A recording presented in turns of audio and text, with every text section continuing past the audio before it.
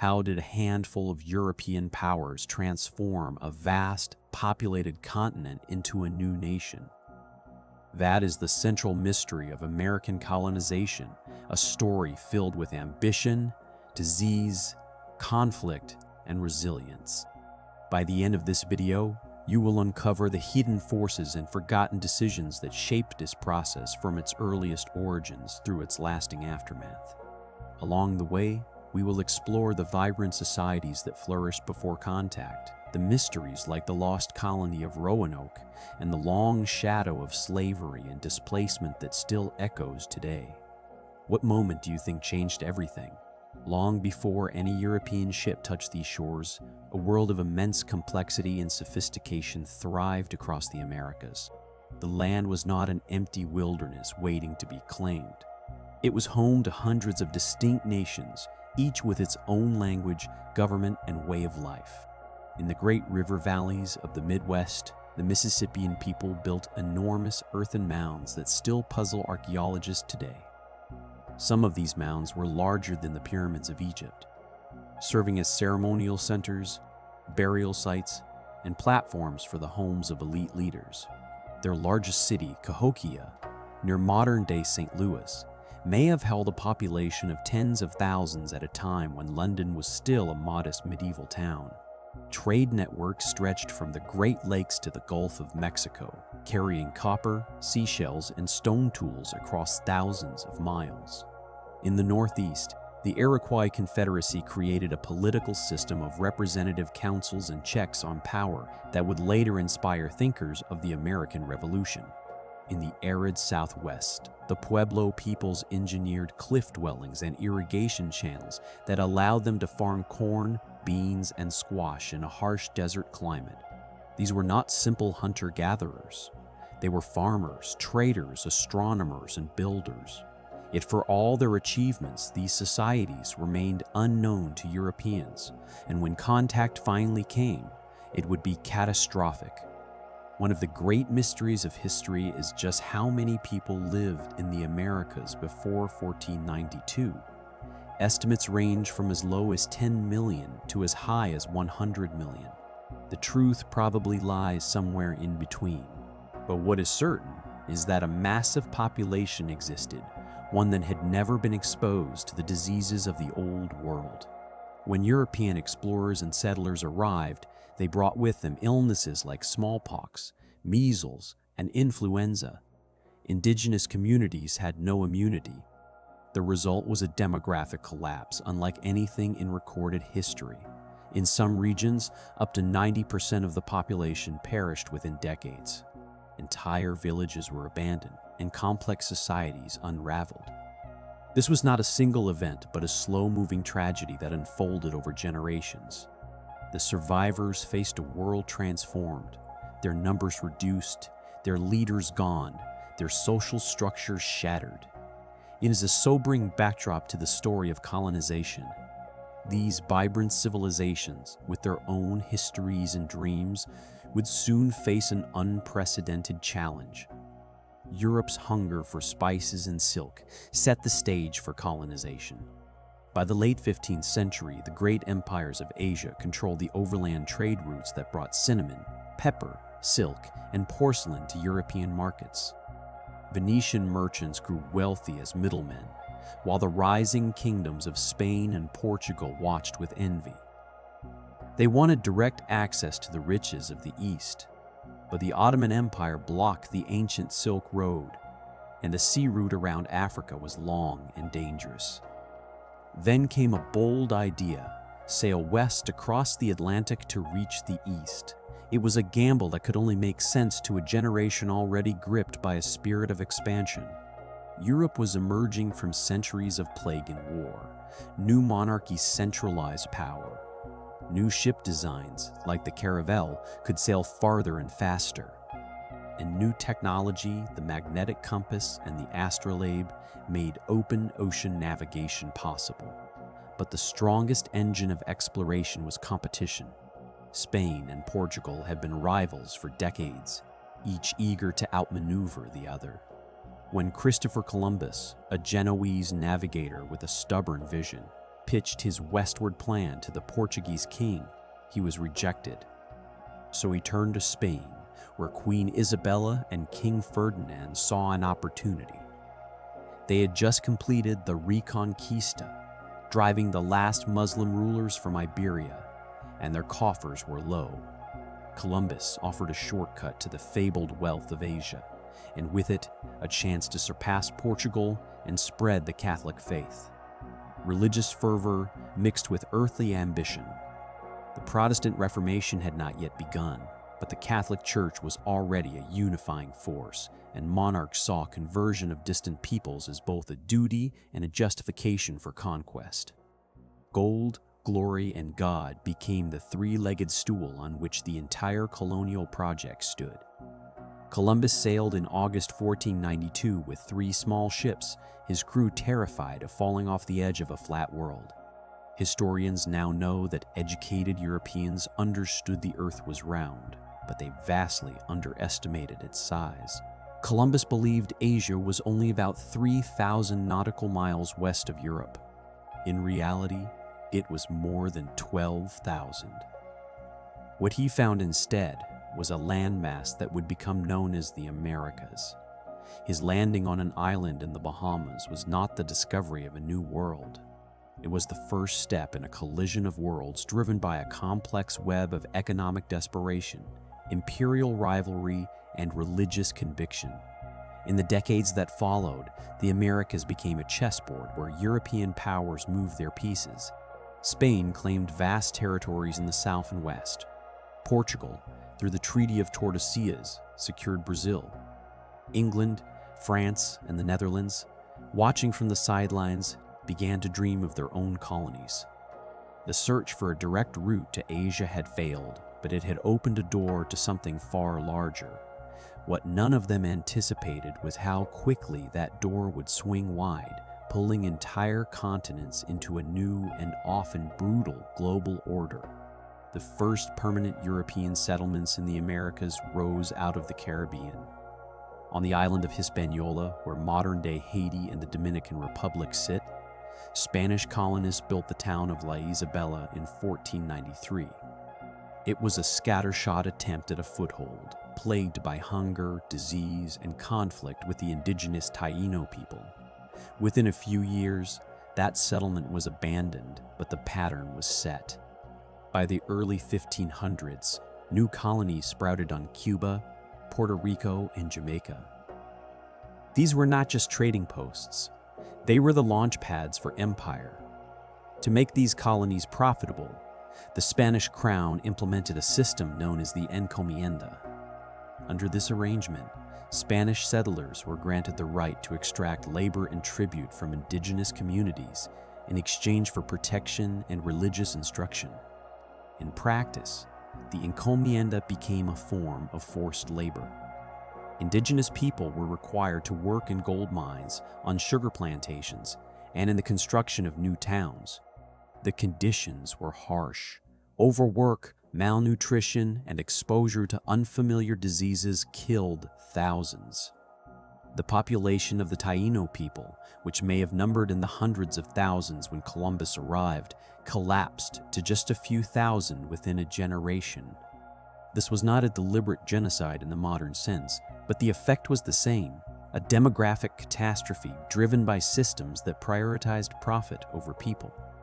The encomienda system would later be reformed and eventually abolished, but its legacy of exploitation set a dark standard for colonization. From the Caribbean, the Spanish gaze turned toward the mainland. Rumors of powerful empires rich in gold and silver reached the ears of ambitious men.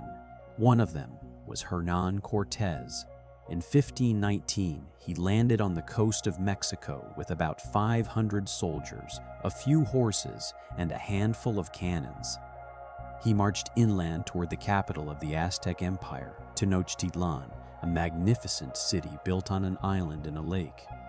Cortés could not have conquered the Aztecs alone. He succeeded because of two crucial factors: disease and alliances. Smallpox, measles, and other European illnesses arrived ahead of the Spanish, sweeping through the indigenous population and killing countless people, including the Aztec ruler Quetzalcoatl. The empires were already weakened.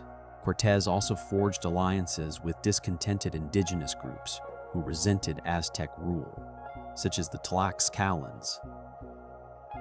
Thousands of native warriors fought alongside the Spanish, seeing an opportunity to overthrow their overlords. The siege of Tenochtitlan in 1521 was brutal. The city fell, and the Aztec Empire was replaced by the Spanish colony of New Spain. A similar story unfolded in the Andes. Francisco Pizarro, with only about 180 men, captured the Inca Emperor Atahualpa in 1532. The Inca Empire was already divided by a civil war between two brothers. Smallpox had also arrived ahead of Pizarro, killing the previous emperor and destabilizing the realm. Pizarro used trickery and force. Atahualpa was executed, and the Spanish took control of the vast Inca territories, rich in silver and gold. These conquests were not simple military victories. They were complex dramas of disease, diplomacy, and betrayal, where indigenous peoples were both victims and actors. Once the Spanish established control, they built a rigid colonial hierarchy. At the top were the Peninsulares, Spaniards born in Europe. Below them were the Criollos, people of Spanish descent born in the Americas. Then came the castas, people of mixed ancestry, followed by indigenous communities, and at the bottom, enslaved Africans. This system created a society where ethnicity and birthplace determined a person's rights and opportunities. The extraction of silver became the lifeblood of the Spanish Empire. Mines at Potosi in present-day Bolivia and Zacatecas in Mexico produced vast quantities of silver that flowed across the Atlantic, funding Spanish wars and trade with Asia. The labor in these mines was grueling. The Spanish used a system called the mita, which forced indigenous men to work in the mines for months at a time, often in dangerous conditions. The human cost was staggering, but the silver transformed the global economy. To spread Christianity, the Spanish established missions across their territories. Franciscan, Jesuit, and Dominican priests built churches and schools, seeking to convert indigenous peoples. The missions were both places of religious instruction and centers of control where native traditions were suppressed. Some indigenous communities adapted, blending Catholic practices with their own beliefs. Others resisted, leading to conflict. The mission system became a template for later colonization by other European powers who would copy and adapt the Spanish model. Spain's methods of conquest, labor exploitation, and cultural imposition left a deep imprint on the Americas. The wealth extracted from these colonies fueled European development, but it came at a cost that resonates through history. As the Spanish built their empire, other nations watched closely, learning lessons that would soon shape their own ventures across the Atlantic. While Spain built its empire on conquest and extraction, two other European powers charted a different course in the northern reaches of the continent. France and the Netherlands entered the colonization game later, but they brought strategies shaped by observation of Spanish successes and failures. Instead of searching for gold and silver on the scale of the Aztec and Inca empires, they found something else entirely, a resource that would transform fashion across Europe and create a web of relationships that looked very different from the Spanish model. That resource was beaver fur. In the early 1600s, felt hats made from beaver fur became wildly popular among European elites. The demand was insatiable, and the best source of beaver pelts was the vast forests of North America. The French, who had established their first permanent settlement at Quebec in 1608 under Samuel de Champlain, quickly realized that controlling the fur trade meant building partnerships with indigenous peoples rather than conquering them. The Algonquian and Huron tribes, who controlled the interior waterways, knew the land, the animal habits, and the trapping techniques. The French needed these alliances to access the fur-rich interior, so the relationship that developed was fundamentally commercial instead of conquering. French traders lived among indigenous communities, learned their languages, and adopted many of their customs. This was not a relationship of equals exactly, because the French still held the upper hand in trade goods and military technology, but it was far more cooperative than what the Spanish had imposed in the South. French missionaries, particularly the Jesuits, also traveled deep into the interior. They built missions and schools seeking to convert indigenous peoples to Christianity. Unlike the Spanish encomienda system, which forced labor alongside religious instruction, the French approach relied more on persuasion and patience. Jesuit priests often lived with the communities they hoped to convert, learning their languages and customs, sometimes for years before anyone listened to their message. The missions became places of cultural exchange, even if the ultimate goal was transformation. The French established two major settlements in the Saint-Thas, Lawrence River Valley.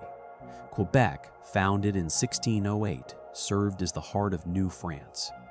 Montreal, founded in 1642, began as a missionary outpost, but grew into a center of the fur trade.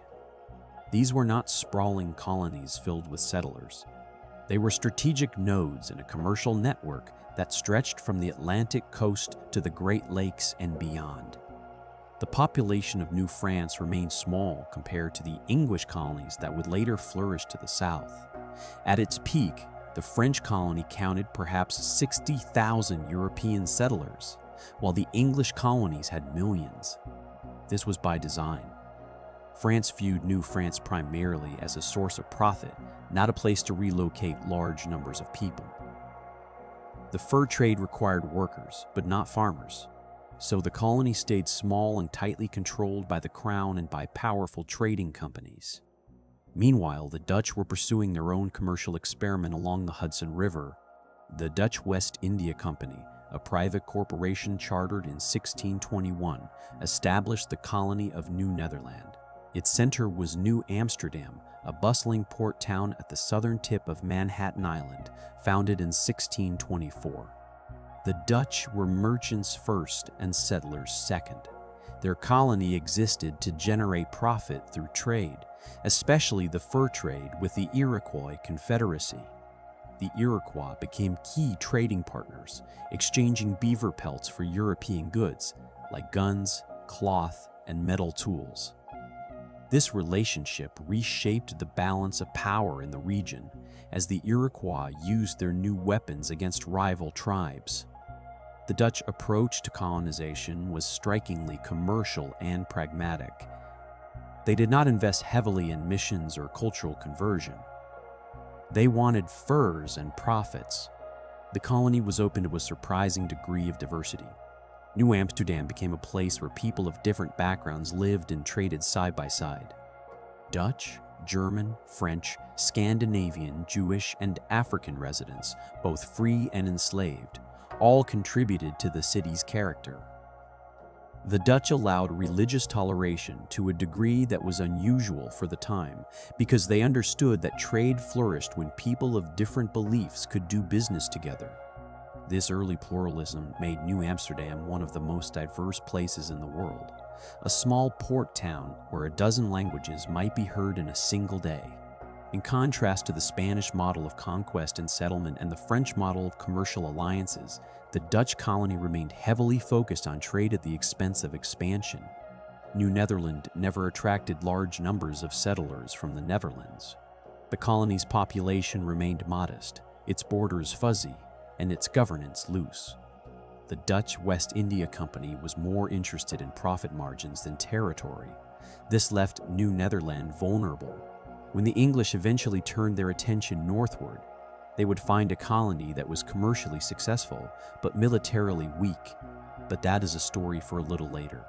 What matters here is that the French and Dutch experiments introduced a different kind of colonization, one driven more by commerce than conquest, more by partnership than subjugation. These approaches created different relationships with indigenous peoples, different patterns of settlement, and different legacies. As we will see, the English would combine elements of all these models, adding their own fierce hunger for land, which would change everything. While Spain, France, and the Netherlands carved their early empires, England remained a late and hesitant player in the colonization game. For decades, English monarchs watched from across the Atlantic, preoccupied with internal religious strife and wars with Spain. But by the 1580s, a new generation of adventurers had grown impatient. One of them was Sir Walter Raleigh, a courtier and explorer who convinced Queen Elizabeth to back a daring plan: establish an English foothold in North America, far to the north of Spanish Florida, on a strip of coast the English called Virginia. Raleigh's first attempt in 1585 landed a group of about 100 men on Roanoke Island, a low-lying strip of sand and forest off what is now North Carolina. The settlement was poorly planned from the start. The colonists arrived too late to plant crops, and their supplies quickly ran low. They depended on trade with local indigenous tribes, but tensions rose when the English demanded food without offering fair payment. Within a year, the colony was in crisis. When the supply ship arrived in 1586, the beleaguered settlers chose to return to England with the rescue fleet, leaving behind a ghost town of abandoned huts. Raleigh was not deterred. He launched a second expedition in 1587, this time with families, including women and children. The goal was to create a permanent, self-sustaining community. They landed at the same Roanoke site, rebuilt the fort, and established a small village. The colonists soon welcomed the first English child born in the Americas, a girl named Virginia Dare. Then the pattern of trouble repeated. The supply ship returned to England for fresh provisions, but war with Spain delayed its return for 3 years. When the relief expedition finally sailed back in 1590, they found something that would echo through history. The settlement was abandoned. The houses had been dismantled as if the inhabitants had left deliberately. There were no signs of battle, no graves, no scattered bones. The only clue was a single word carved into a wooden post near the fort: Croatoan. Also carved into a tree were the letters C-R-O. The Croatoan was the name of a nearby island and the tribe of indigenous people. The English governor, John White, who had returned with the supply fleet, assumed that the colonists had relocated there voluntarily. But a storm prevented him from sailing south to investigate. He never saw his family or any of the settlers again. The mystery of the lost colony has spawned countless theories. Some suggest the colonists were killed by hostile tribes. Others propose they assimilated peacefully into local indigenous communities. Their descendants eventually absorbed into tribes such as the Lumbee. A few historians speculate that they attempted to sail back to England in a small boat and perished at sea. Archaeological evidence has been frustratingly scarce. In the late 1990s, a carved stone with a message purporting to be from the colony surfaced, but most experts consider it a hoax. More recently, a map drawn by John White was discovered to have a faint mark suggesting a hidden fort inland. Excavations at a site called Site X have turned up fragments of English pottery and metal, but no conclusive proof. The truth remains locked in the sands of the Outer Banks. Roanoke was a failure, but it was a teaching failure. The English learned hard lessons about supply lines, relations with indigenous peoples, and the need for steady governance. They realized that a colony could not survive on occasional rescue missions. It needed a constant flow of resources, a diverse population including farmers and artisans, and strong leadership on the ground. Most importantly, they understood that the backing of a single wealthy individual like Raleigh was not enough. Colonization required the resources of a joint stock company where many investors pooled their money to spread the risk. This realization paved the way for a new kind of venture. In 1606, the Virginia Company of London received a charter from King James I to establish a colony in the Chesapeake Bay region. The company recruited about 100 men, mostly soldiers, craftsmen, and gentlemen, who set sail in 3 ships. They landed in April 1607 on a marshy peninsula along the James River named after their king. They called their settlement Jamestown, and this time they were determined to make it work, even if the odds were stacked against them. Jamestown did not begin as a story of success. It began as a nightmare. The first settlers landed in May 1607 on a low, swampy peninsula where the James River meets the Chesapeake Bay. They chose the site because it was defensible against Spanish ships, but it was a terrible place to live. The water was brackish and full of salt. The summer heat brought clouds of mosquitoes that spread malaria and dysentery. Within months, more than half of the original 104 colonists had perished from disease and starvation. By the winter of 1609, known as the Starving Time, the colony teetered on the edge of collapse. Only about 60 people survived out of 300. Desperation pushed some to dig up corpses for food. The few who remained had lost nearly all hope. Leadership came from a former mercenary named John Smith. He had a blunt, forceful way about him. Smith imposed a strict rule: anyone who did not work would not eat. He also negotiated with the local Powhatan Confederacy, a powerful alliance of Algonquian-speaking tribes led by Chief Powhatan. These negotiations were tense and often dangerous. According to Smith's own account, he was captured by Powhatan's warriors and brought before the chief. He wrote that a young girl named Pocahontas, the chief's daughter, threw herself across his body to prevent his execution. Some historians now believe this was a ritual adoption or a political display rather than a near-death experience. Whatever the truth, the encounter marked the beginning of a fragile but crucial relationship between the English and the Powhatan people. Pocahontas became a symbol of diplomacy, a bridge between two worlds.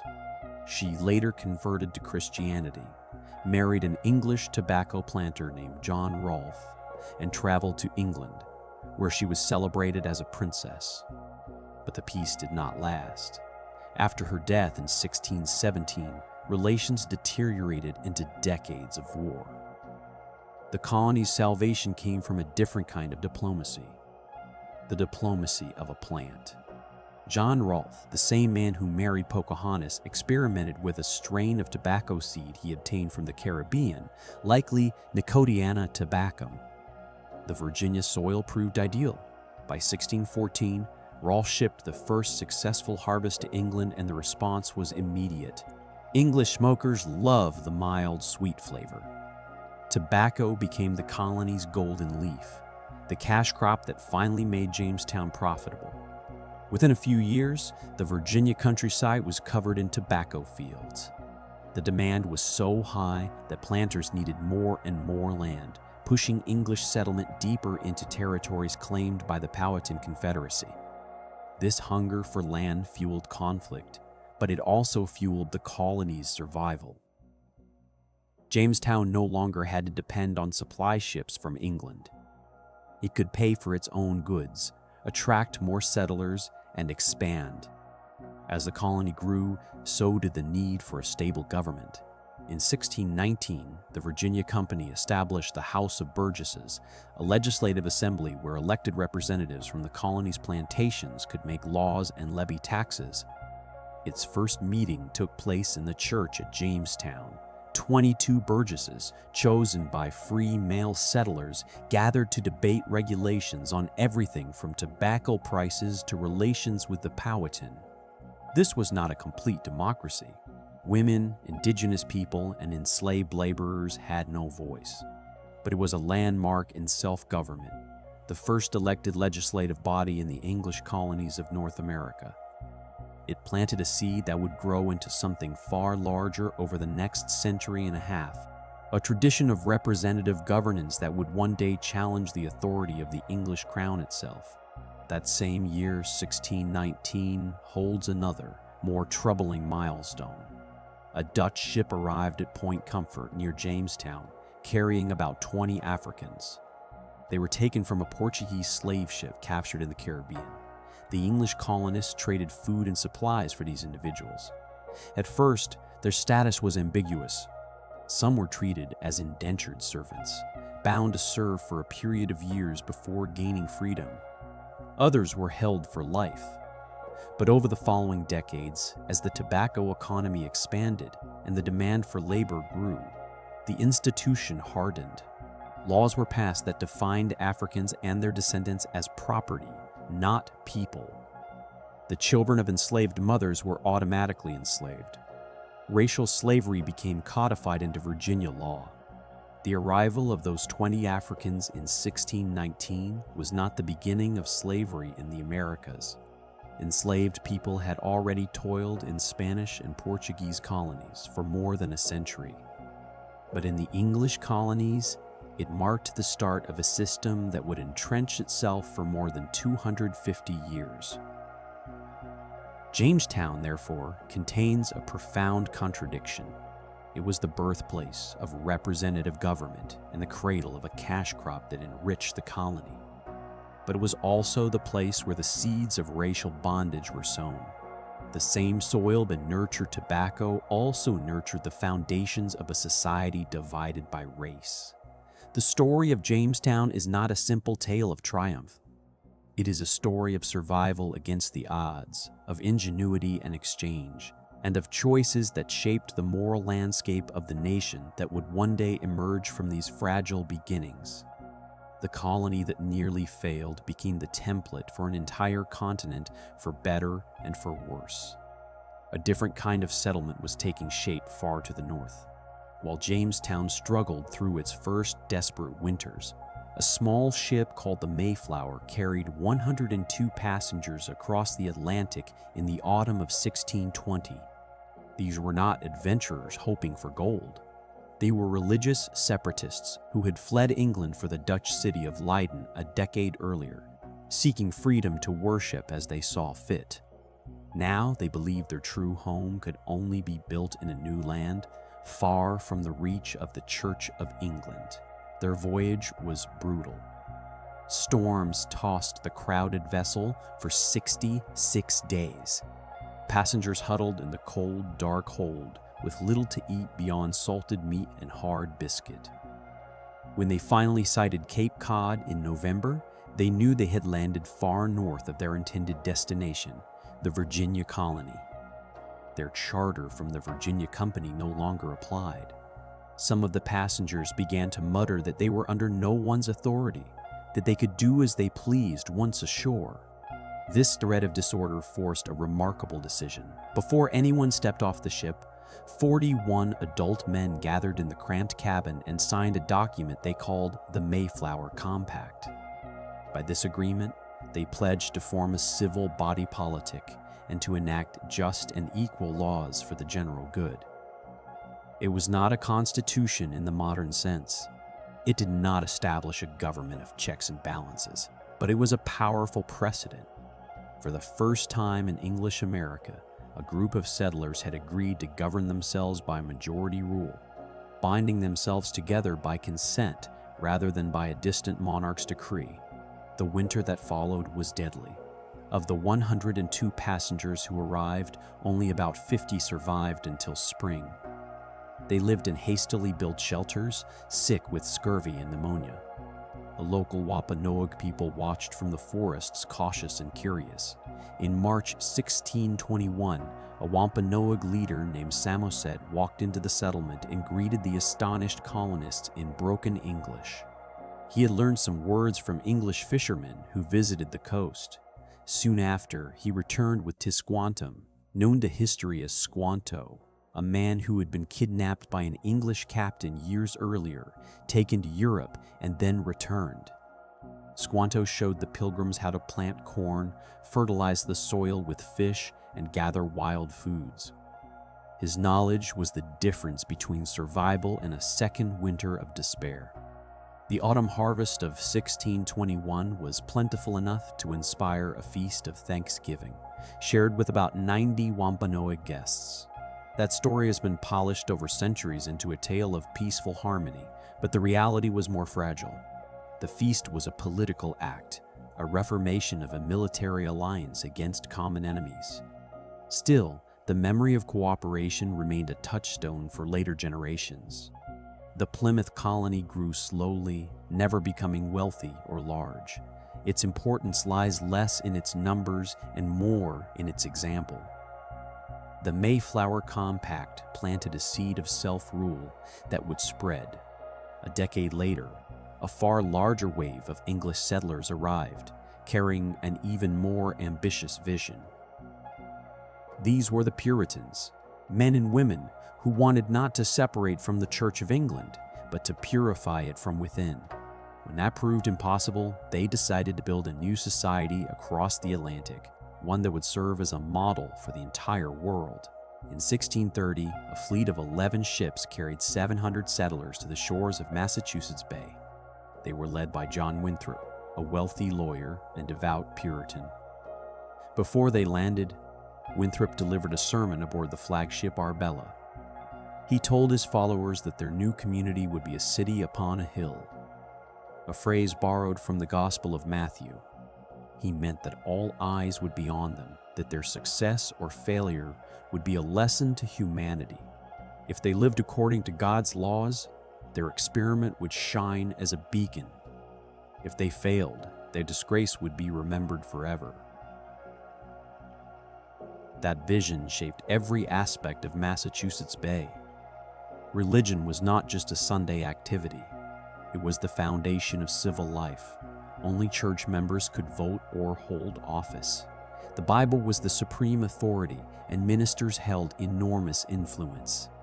But this was not a theocracy in the sense of priests ruling directly.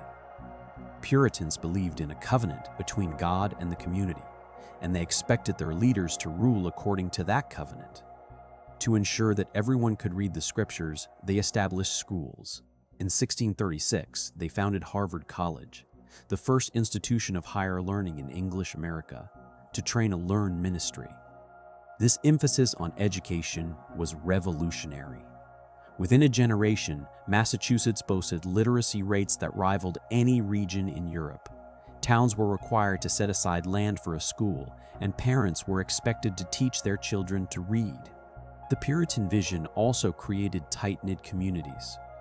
Families lived close to the meeting house, which served as church, town hall, and social center. Land was distributed to families, not individuals, reinforcing the importance of household and community. Discipline was strict.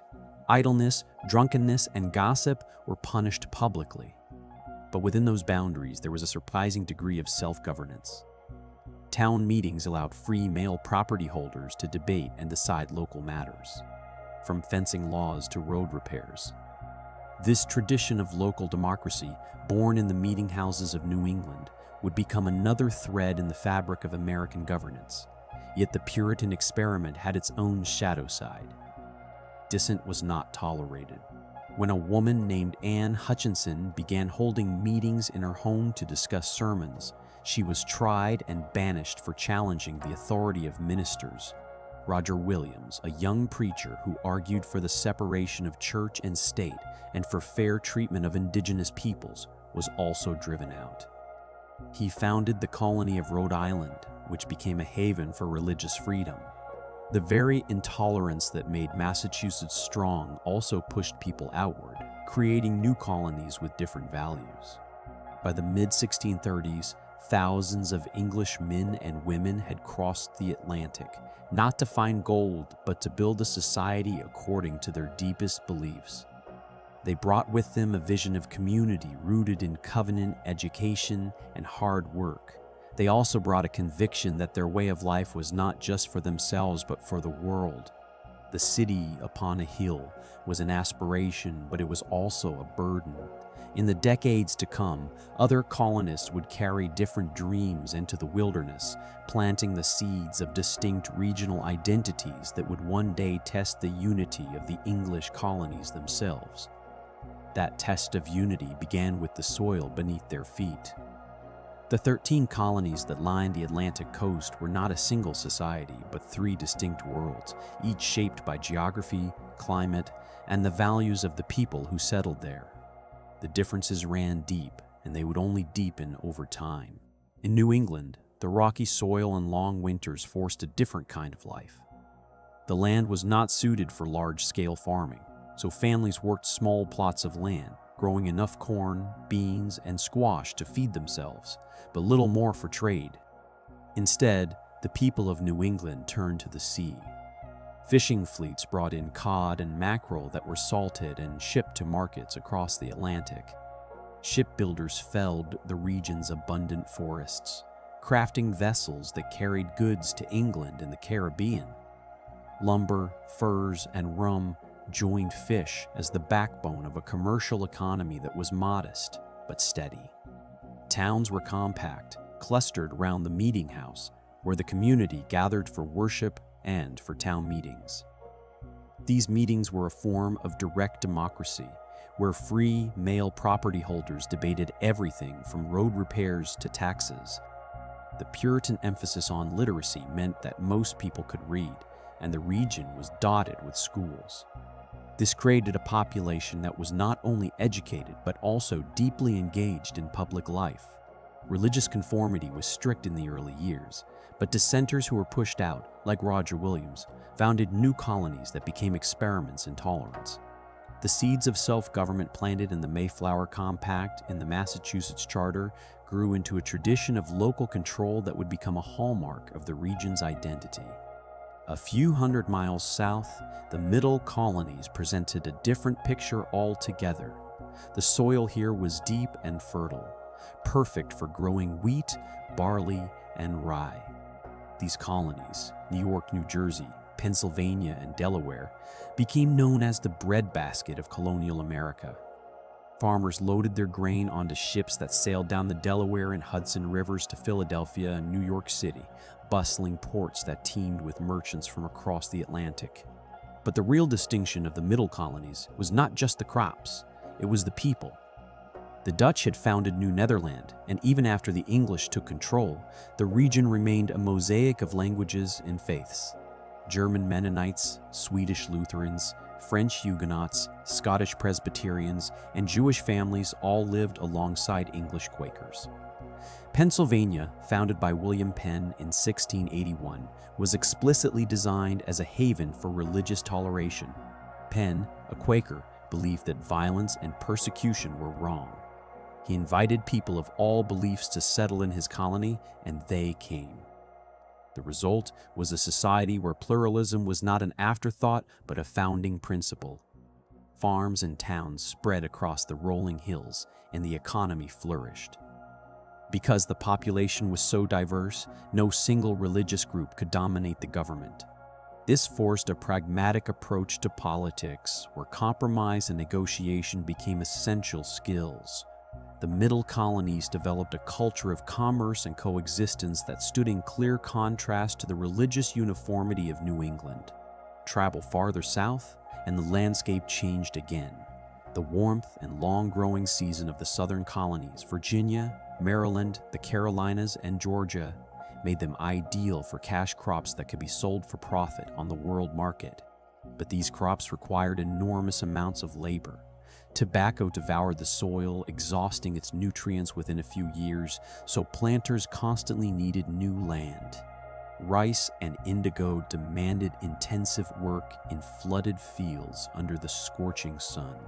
The plantation system that arose to meet this demand was built on enslaved labor, a system that grew more entrenched with every passing decade. The population of the southern colonies was spread out across huge estates rather than clustered in towns. There were few cities of any size. The planter elite, a small class of wealthy landowners, dominated the economy and the government.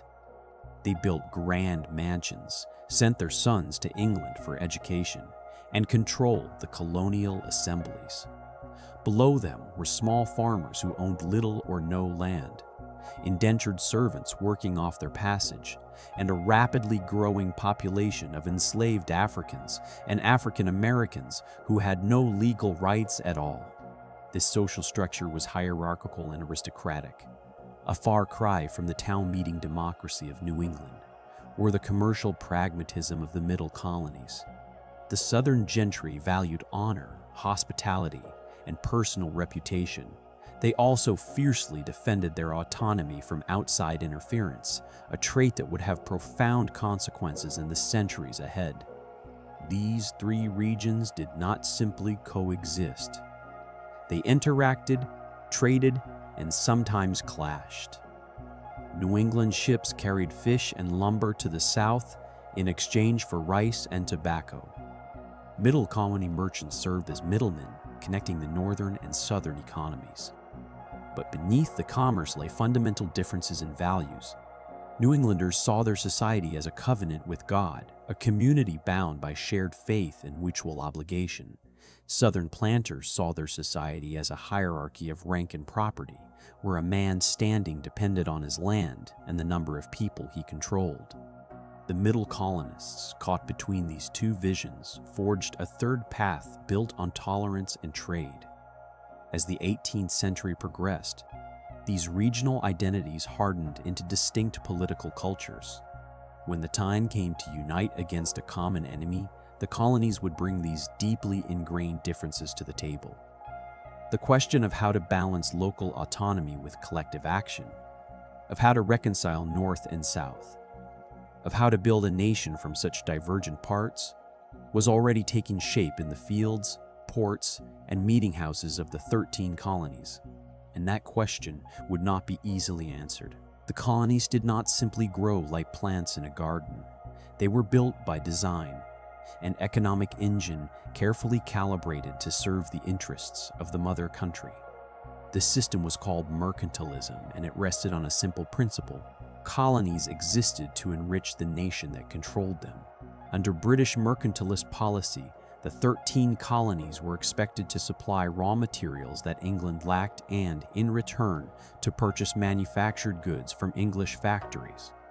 To enforce this flow, Parliament passed a series of laws known as the Navigation Acts, starting in the mid-1600s. These acts required that almost all colonial goods be carried on English ships, that certain products like tobacco, cotton, and indigo be sold only to England, and that European goods bound for the colonies first pass through English ports. On paper, it seemed like a fair exchange. The colonies had a guaranteed market for their crops, and British merchants offered credit and goods that settlers could not produce themselves. In practice, the system was a tight leash.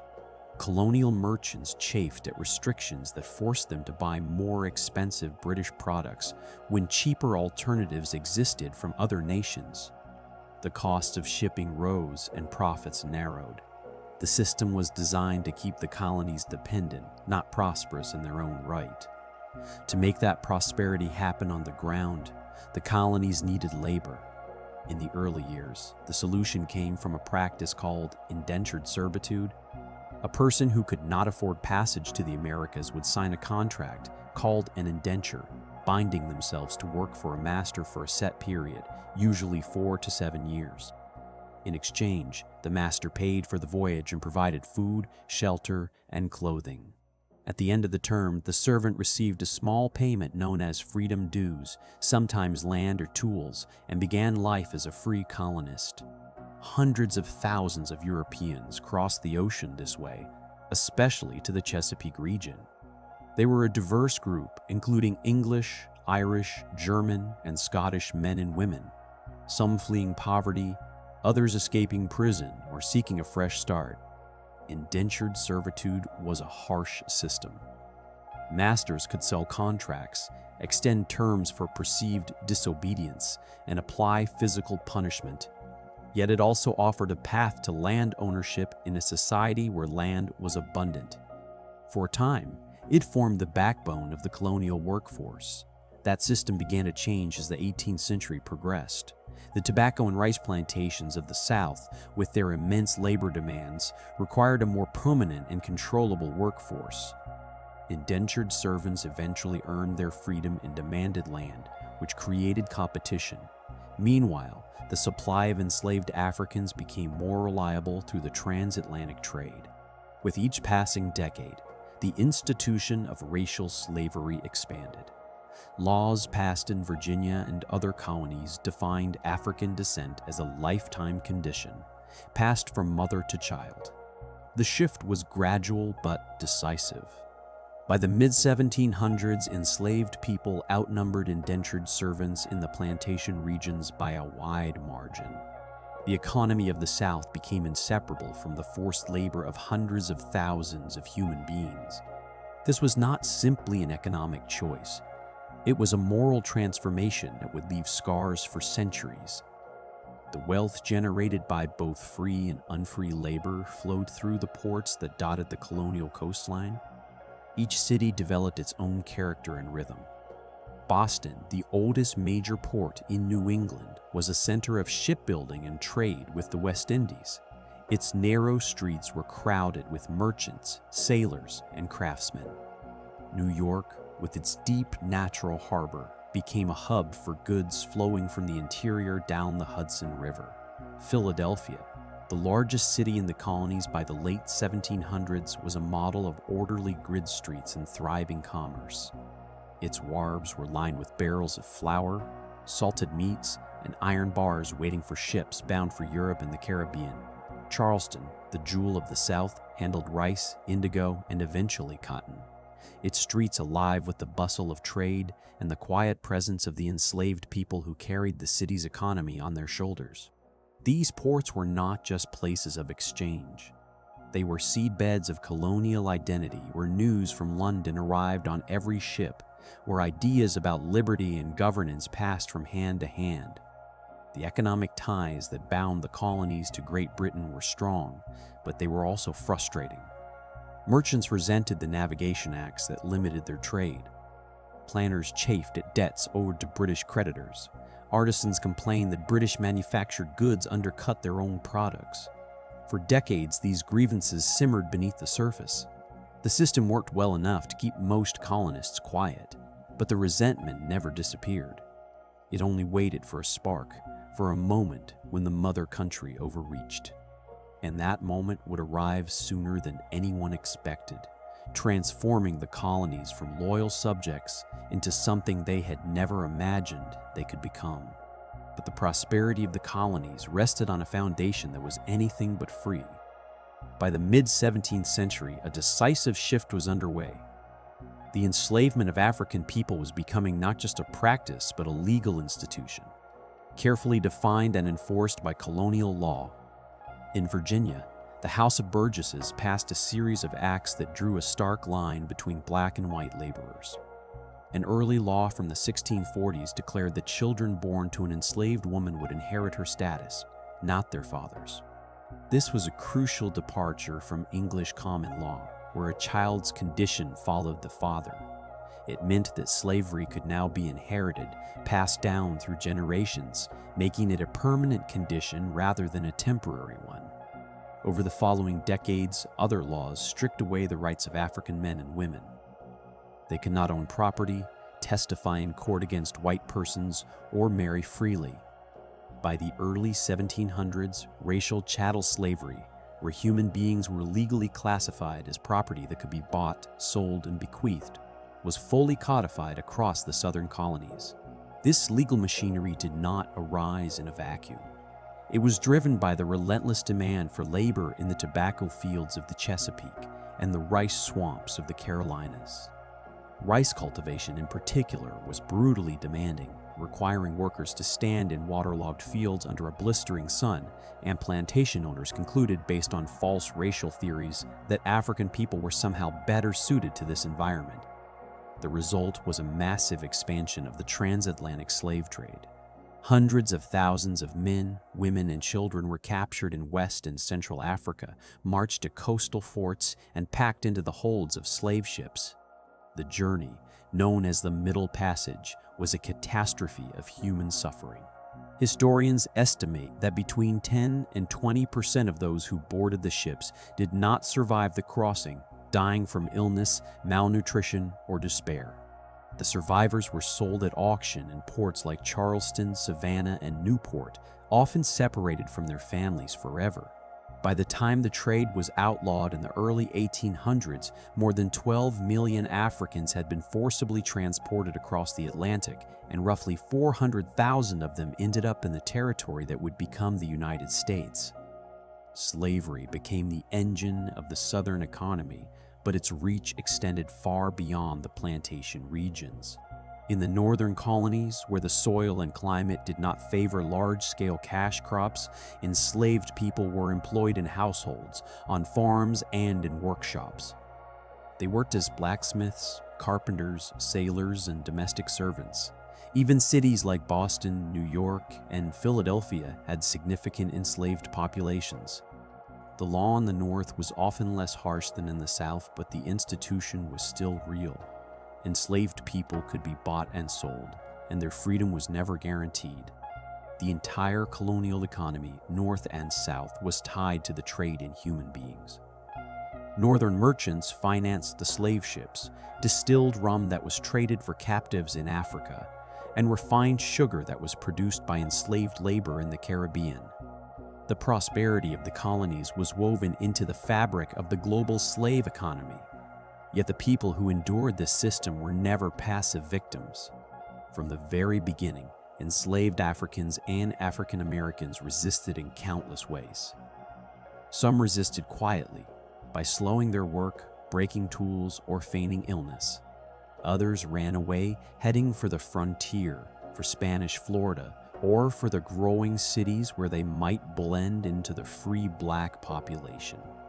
Runaway advertisements filled colonial newspapers, offering rewards for the capture of men and women who dared to seek their own freedom. Sometimes resistance turned into open revolt. In 1712, a group of enslaved people in New York City set fire to a building and attacked white residents, leading to a brutal crackdown in which many were executed. The most famous rebellion in the colonial period, the Stono Rebellion of 1739, took place in South Carolina. A group of about 20 enslaved people gathered near the Stono River, seized weapons and ammunition from a store, and marched south toward Spanish Florida, where they had been promised freedom. Along the way, they killed more than 20 white colonists and recruited others to join them.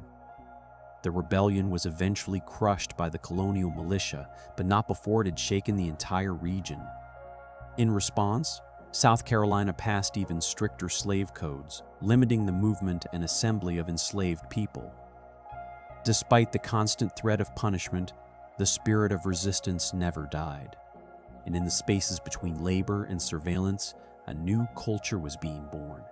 Enslaved Africans brought with them languages, spiritual beliefs, musical traditions, and agricultural knowledge from their homelands. Over time, these elements blended with English and indigenous influences to create something new, a distinct African American culture. Sacred songs called spirituals carried coded messages of hope and escape. Folk tales like those of Brer Rabbit celebrated the clever trickster who outwits more powerful adversaries. Family structures, though constantly threatened by sale and separation, were maintained with remarkable resilience. Grandparents raised grandchildren, and communities pooled resources to care for orphan children. The Christianity that enslaved people embraced was transformed in their hands, emphasizing themes of liberation and justice that were often downplayed by white preachers. This culture was not a simple copy of African traditions or a pale imitation of European ones. It was a creative adaptation, forged in the crucible of oppression. It gave people a sense of identity and dignity that the law could not erase. And it would prove to be one of the most powerful forces in American history, shaping music, religion, language, and the very idea of freedom itself. The colonies were built on a paradox. They proclaimed liberty while practicing bondage, and that contradiction would only grow more intense as the 18th century moved toward its revolutionary climax. Alliances with Native Americans gave the early colonies their precious foothold. The Wampanoag people, led by Massasoit, formed a pact with the Pilgrims at Plymouth in 1621. That treaty lasted for nearly 40 years, a remarkable stretch of cooperation in a world of rising tensions. The Wampanoag provided food and knowledge, and in return gained a powerful ally against their rivals, the Narragansett. A similar pattern unfolded in Virginia, where the Powhatan Confederacy initially traded and negotiated with the struggling Jamestown settlers. The marriage of Pocahontas to John Rolfe symbolized a fragile peace, one built on mutual need rather than genuine understanding. But those early alliances were built on shifting ground. The colonists needed land, and land belonged to the indigenous nations. As tobacco fields spread and settlements crept outward, the partnership began to crack. The first major rupture came in New England with the Pequot War of 1637. English settlers in Connecticut, backed by their Narragansett and Mohegan allies, attacked the main Pequot village on the Mystic River. The assault was swift and devastating. The English set fire to the village and killed hundreds of men, women, and children. Survivors were captured and sold into slavery in the Caribbean. The war broke the power of the Pequot people, and their name was erased from the map of the region. It was a brutal lesson. The colonists would not hesitate to use overwhelming force to clear the land for their own expansion. The peace that followed was uneasy.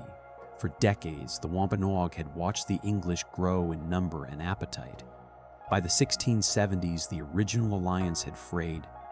Massasoit had died, and his son Metacom, known to the English as King Philip, saw no way to stop the encroachment except through war. In 1675, King Philip's War erupted across southern New England. It was one of the bloodiest conflicts in American history, measured by the proportion of the population involved. Both sides committed terrible acts. Native warriors attacked isolated farms and towns. Colonial militias, aided by other indigenous groups, retaliated with equal ferocity. By the time the war ended in 1676, Metacom had been killed, his body quartered and displayed. Thousands of native people had been killed or driven from their homelands. The surviving Wampanoag and their allies were sold into slavery or forced onto reservations. The war shattered the indigenous presence in southern New England, and the colonists' sense of security hardened into a lasting suspicion. A different kind of conflict broke out in Virginia in the same period. Bacon's Rebellion of 1676 was not a war between colonists and Native Americans alone. It was a civil war within the colony, one that turned on the question of land and race. Poor white settlers on the frontier, led by a planter named Nathaniel Bacon, grew angry at the colonial government for not protecting them from raids by the Susquehannock people. They also resented the powerful elites who controlled the best lands and monopolized the fur trade. Bacon gathered a militia of disgruntled farmers and indentured servants, and they attacked both indigenous villages and the colonial capital of Jamestown.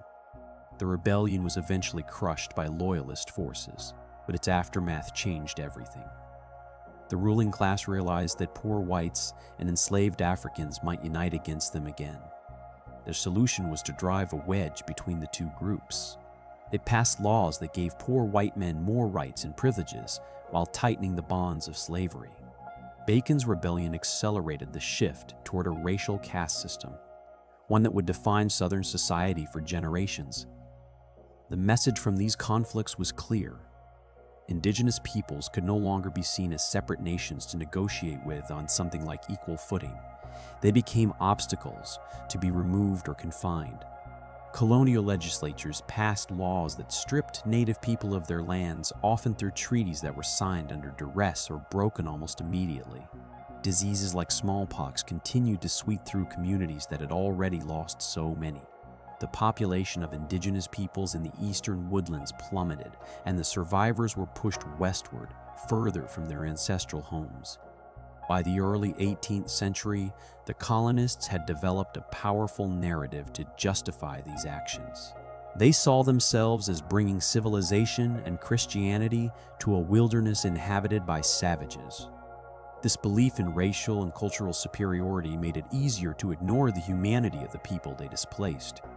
It was not just about land or resources. It was a conviction that they were destined to rule the continent, a destiny that erased any moral doubt. The seeds of that mindset, planted in the soil of early wars and broken treaties, would grow into a national ideology of expansion. And it would take centuries for the full cost of that belief to be understood. Distance from London planted the seeds of self-government. The Atlantic Ocean was more than a barrier. It was a buffer. A ship carrying a message from the king could take 2 months to reach the colonies, and another 2 months for a reply to cross back. That delay gave colonial leaders a precious commodity, time to act on their own. They used it to build political institutions that answered first to the people who elected them and only second to the distant crown.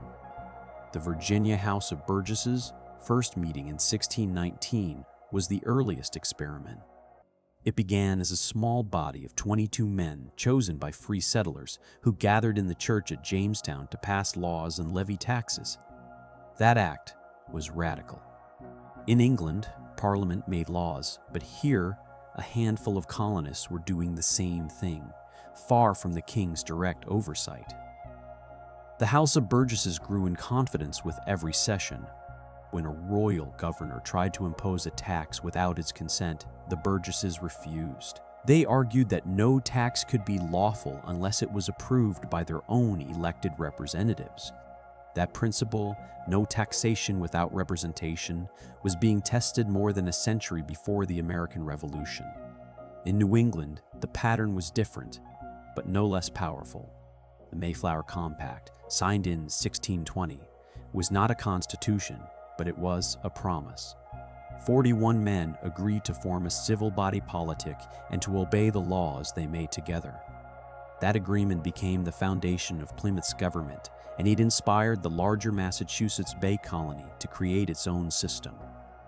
The Massachusetts General Court began as a small group of shareholders in the company, but soon transformed into a representative assembly. Towns sent deputies to the General Court, and those deputies debated everything from land grants to religious policy. The power of the General Court swelled as the colony prospered. It claimed the right to elect the governor, to approve all taxes, and to make laws without waiting for London's permission. The Crown tried to rein in this independence by sending royal governors, but those governors often found themselves outmaneuvered. They could veto laws, but the assemblies controlled the purse strings. If a governor refused to sign a bill, the assembly simply withheld his salary.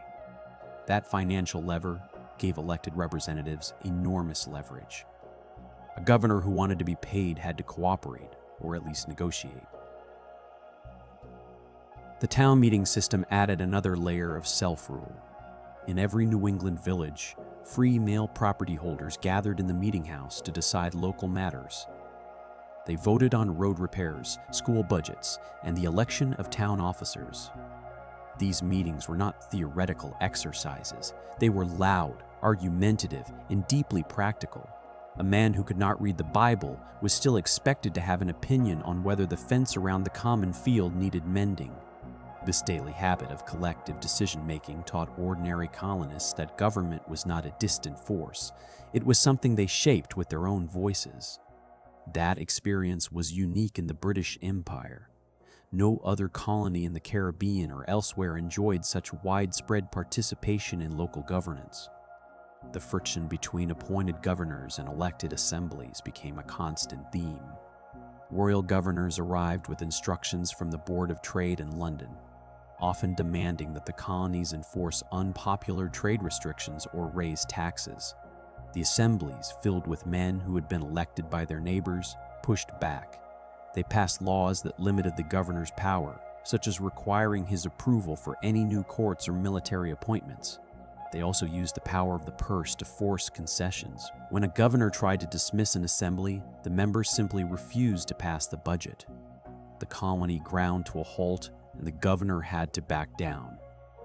This tug of war continued for decades.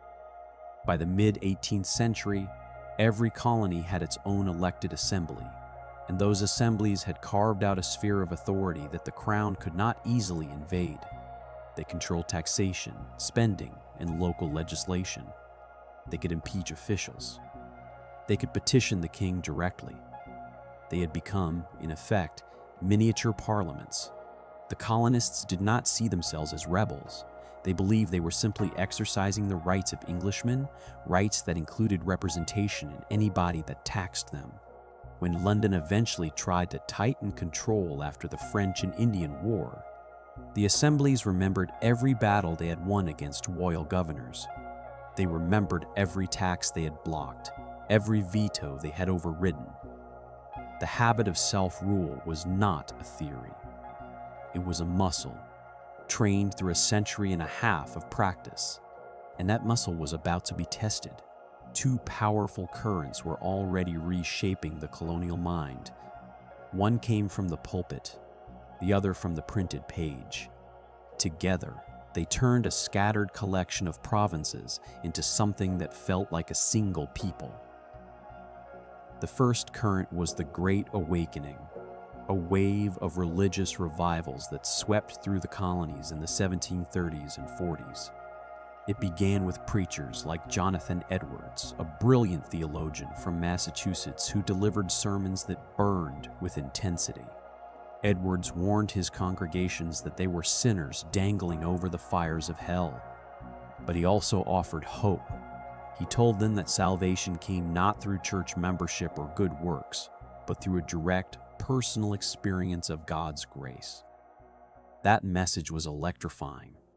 People wept in the aisles, cried out for mercy, and emerged feeling transformed. The movement gained its most famous voice in George Whitefield, an English evangelist who toured the colonies from Georgia to New England. Whitefield was a natural performer. His voice carried across open fields, and he could reduce crowds of thousands to tears with a single gesture. He preached in fields and marketplaces, not just in churches. This was intentional. The established churches, especially the Congregationalists in New England and the Anglicans in the South, had become comfortable and routine.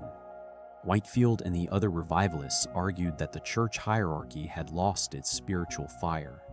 They called on ordinary people to read the Bible for themselves, to pray on their own, and to trust their own religious experience over the pronouncements of ministers. This was a radical idea. If a farmer or a shoemaker could interpret Scripture without a priest, then who needed a priest at all? The Great Awakening split many congregations into two camps: the New Lights, who embraced the revival, and the Old Lights, who clung to tradition.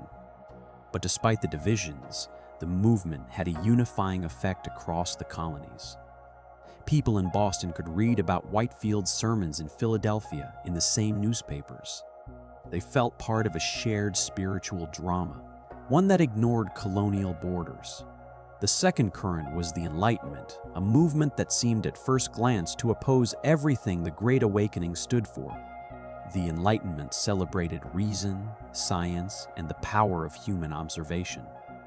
It questioned miracles and traditions, and it argued that the universe operated according to laws that could be understood through careful study. In Europe, figures like John Locke and Isaac Newton had laid the foundations. Locke wrote that all people were born with natural rights, including life, liberty, and property, and that government existed only by the consent of the governed. Newton showed that the same laws of gravity that governed an apple falling from a tree also governed the motion of planets. The implication was huge. If the universe ran on discoverable laws, then human society could be organized by reason too. These ideas crossed the Atlantic in books, pamphlets, and the letters exchanged between educated colonists. The great champion of the Enlightenment in America was Benjamin Franklin. Franklin was a printer, inventor, scientist, and diplomat. He flew a kite in a thunderstorm to prove that lightning was electricity. He invented the lightning rod, the Franklin stove, and bifocal glasses. But his greatest invention might have been himself. Franklin embodied the Enlightenment belief that a person could improve their condition through hard work, curiosity, and self-discipline. His famous Poor Richard's Almanac, published annually, was filled with proverbs about thrift, industry, and common sense. Franklin also founded the American Philosophical Society, a club for thinkers and scientists to share discoveries. He helped establish the first public library in Philadelphia and the University of Pennsylvania. For Franklin, knowledge was not a luxury for the elite. It was a tool that anyone could use to build a better life. The Enlightenment brought a new way of thinking about politics. If all people possessed natural rights, then a government that violated those rights was illegitimate. If the universe was orderly, then a society based on arbitrary rule was unnatural. These ideas took root in colonial colleges like Harvard, Yale, and the New College of New Jersey, later Princeton. Young men read Locke and Newton. They argued about liberty and tyranny in debating societies. When they became lawyers, merchants, and planters, they carried those arguments into the halls of government. The two movements, the Great Awakening and the Enlightenment, seemed to pull in opposite directions. One called for emotional surrender to God, the other for rational self-reliance. But they shared a deeper thread. Both taught ordinary people to question authority. The revivalists told farmers and tradesmen that they could understand God without a minister. The Enlightenment told them they could understand nature and government without a king. Each movement gave colonists a reason to trust their own judgment over the commands of distant rulers, and that trust grew into a habit of independence. By the mid-1700s, a colonial identity was taking shape, one that stretched from the fishing villages of Maine to the rice plantations of Georgia. A farmer in Connecticut could read about the same revival in the same newspaper as a merchant in Charleston. A student at Princeton could study the same principles of liberty as a lawyer in Williamsburg. The regional differences remained, North versus South, Puritan versus Anglican, but they no longer seemed absolute.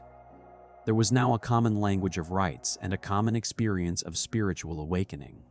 That shared language and experience would soon be tested by events that no one could have predicted.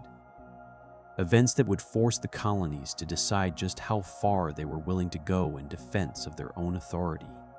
By the mid-1750s, the contest for North America entered its most decisive phase. The Ohio River Valley became the flashpoint, a lush corridor of forests and waterways that both the French and the British claimed as their own. The French had built a chain of forts from Lake Erie south to the forks of the Ohio, where the Allegheny and Monongahela rivers meet, the site of present-day Pittsburgh. They aimed to link their Canadian holdings with Louisiana, boxing the English colonies in along the Atlantic seaboard. The British saw this as a direct threat, a dagger pointed at the heart of their expanding settlements. In 1754, a young Virginia militia officer named George Washington was sent to confront the French. He ambushed a French patrol, then was forced to surrender at Fort Necessity after a day-long battle. The skirmish was small, but it lit a fire that would burn across the globe. That fire spread to Europe, where it merged with existing tensions between Britain and France. The conflict that followed, known in Europe as the 7 Years' War, was the first truly global war, fought in the forests of North America, the plains of India, the waters of the Caribbean, and the coasts of Africa. For the British colonists, however, it was simply the French and Indian War, and it would transform their world. The early years were disastrous for the British. In 1755, Major General Edward Braddock led a force of British regulars and colonial militia toward Fort Duquesne, the French stronghold at the forks of the Ohio. Braddock was a veteran of European warfare, where armies fought in open fields and followed strict rules. He ignored warnings from colonists and from his young aide George Washington about the dangers of marching in a long column through dense forest. When his army neared the fort, the French and their native allies launched a surprise attack. They fired from behind trees and rocks, using tactics that the British soldiers had never encountered. The regulars panicked, huddled together, and were cut down in terrible numbers. Braddock himself was mortally wounded. The survivors retreated in chaos, leaving behind cannons, supplies, and hundreds of dead. The defeat sent a shockwave through the colonies. It seemed that the mighty British army could be beaten by a ragtag force fighting on its own ground. The turning point came with the rise of William Pitt, the British Secretary of State.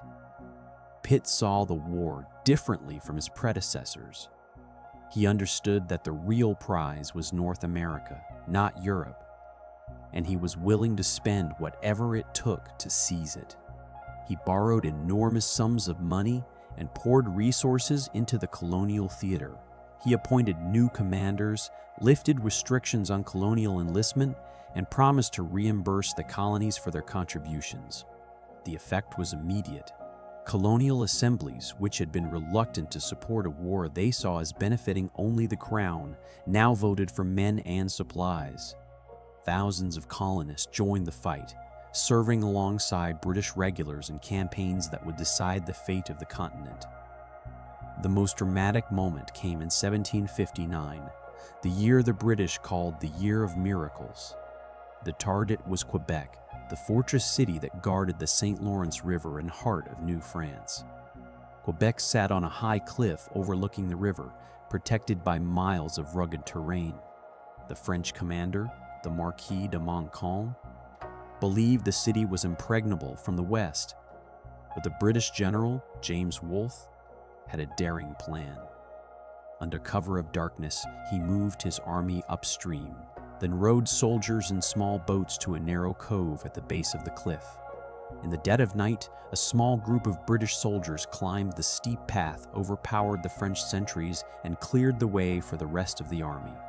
By dawn, nearly 5,000 redcoats stood on the Plains of Abraham, the grassy plateau west of the city. Montcalm, shocked and forced to act quickly, marched his troops out to meet them. The battle lasted less than 30 minutes. Both Wolfe and Montcalm were mortally wounded, but the British line held and the French army retreated. Quebec surrendered a few days later. The fall of Quebec sealed the fate of New France.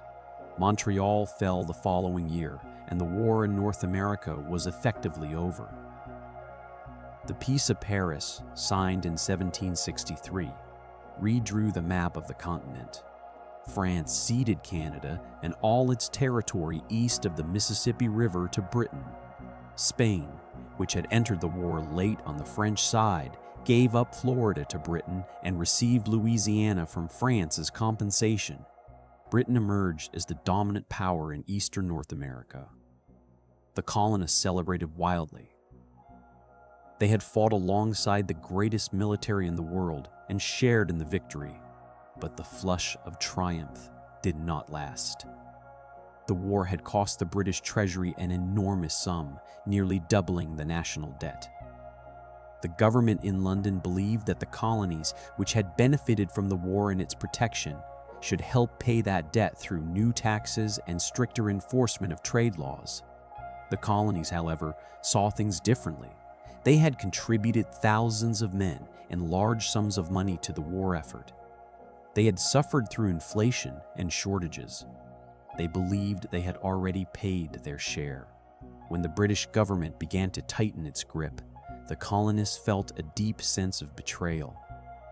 The first sign of this new tension came not from attacks, but from a line on a map. In the fall of 1763, King George III issued a proclamation that forbade colonial settlement west of the Appalachian Mountains. The proclamation line of 1763 was intended to prevent further conflict with Native American nations and to allow the British government to control westward expansion in an orderly way.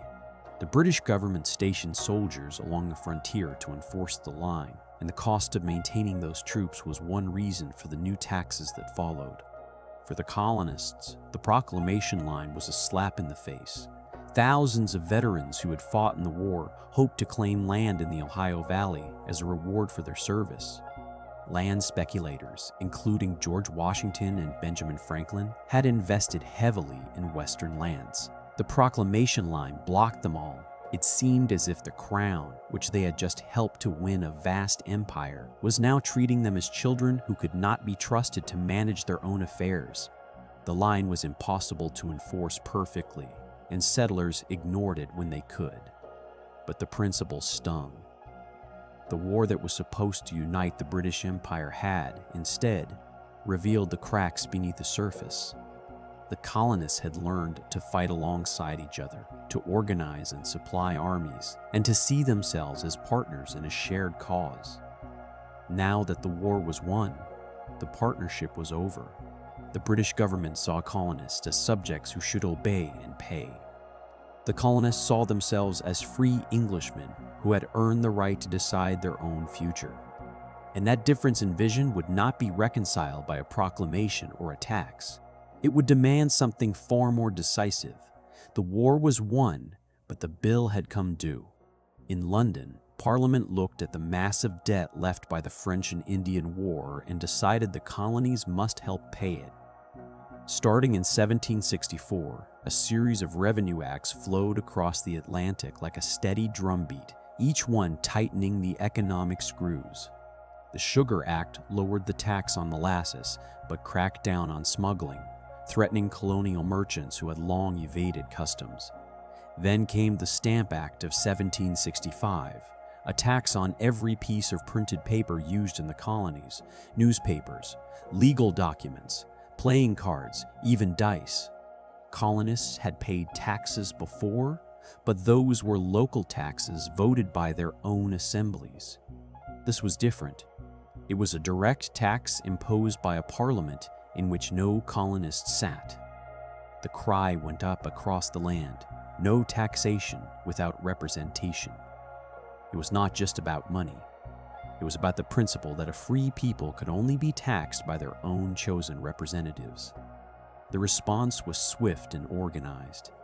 In the streets of Boston, a secret society called the Sons of Liberty formed, led by men like Samuel Adams and John Hancock.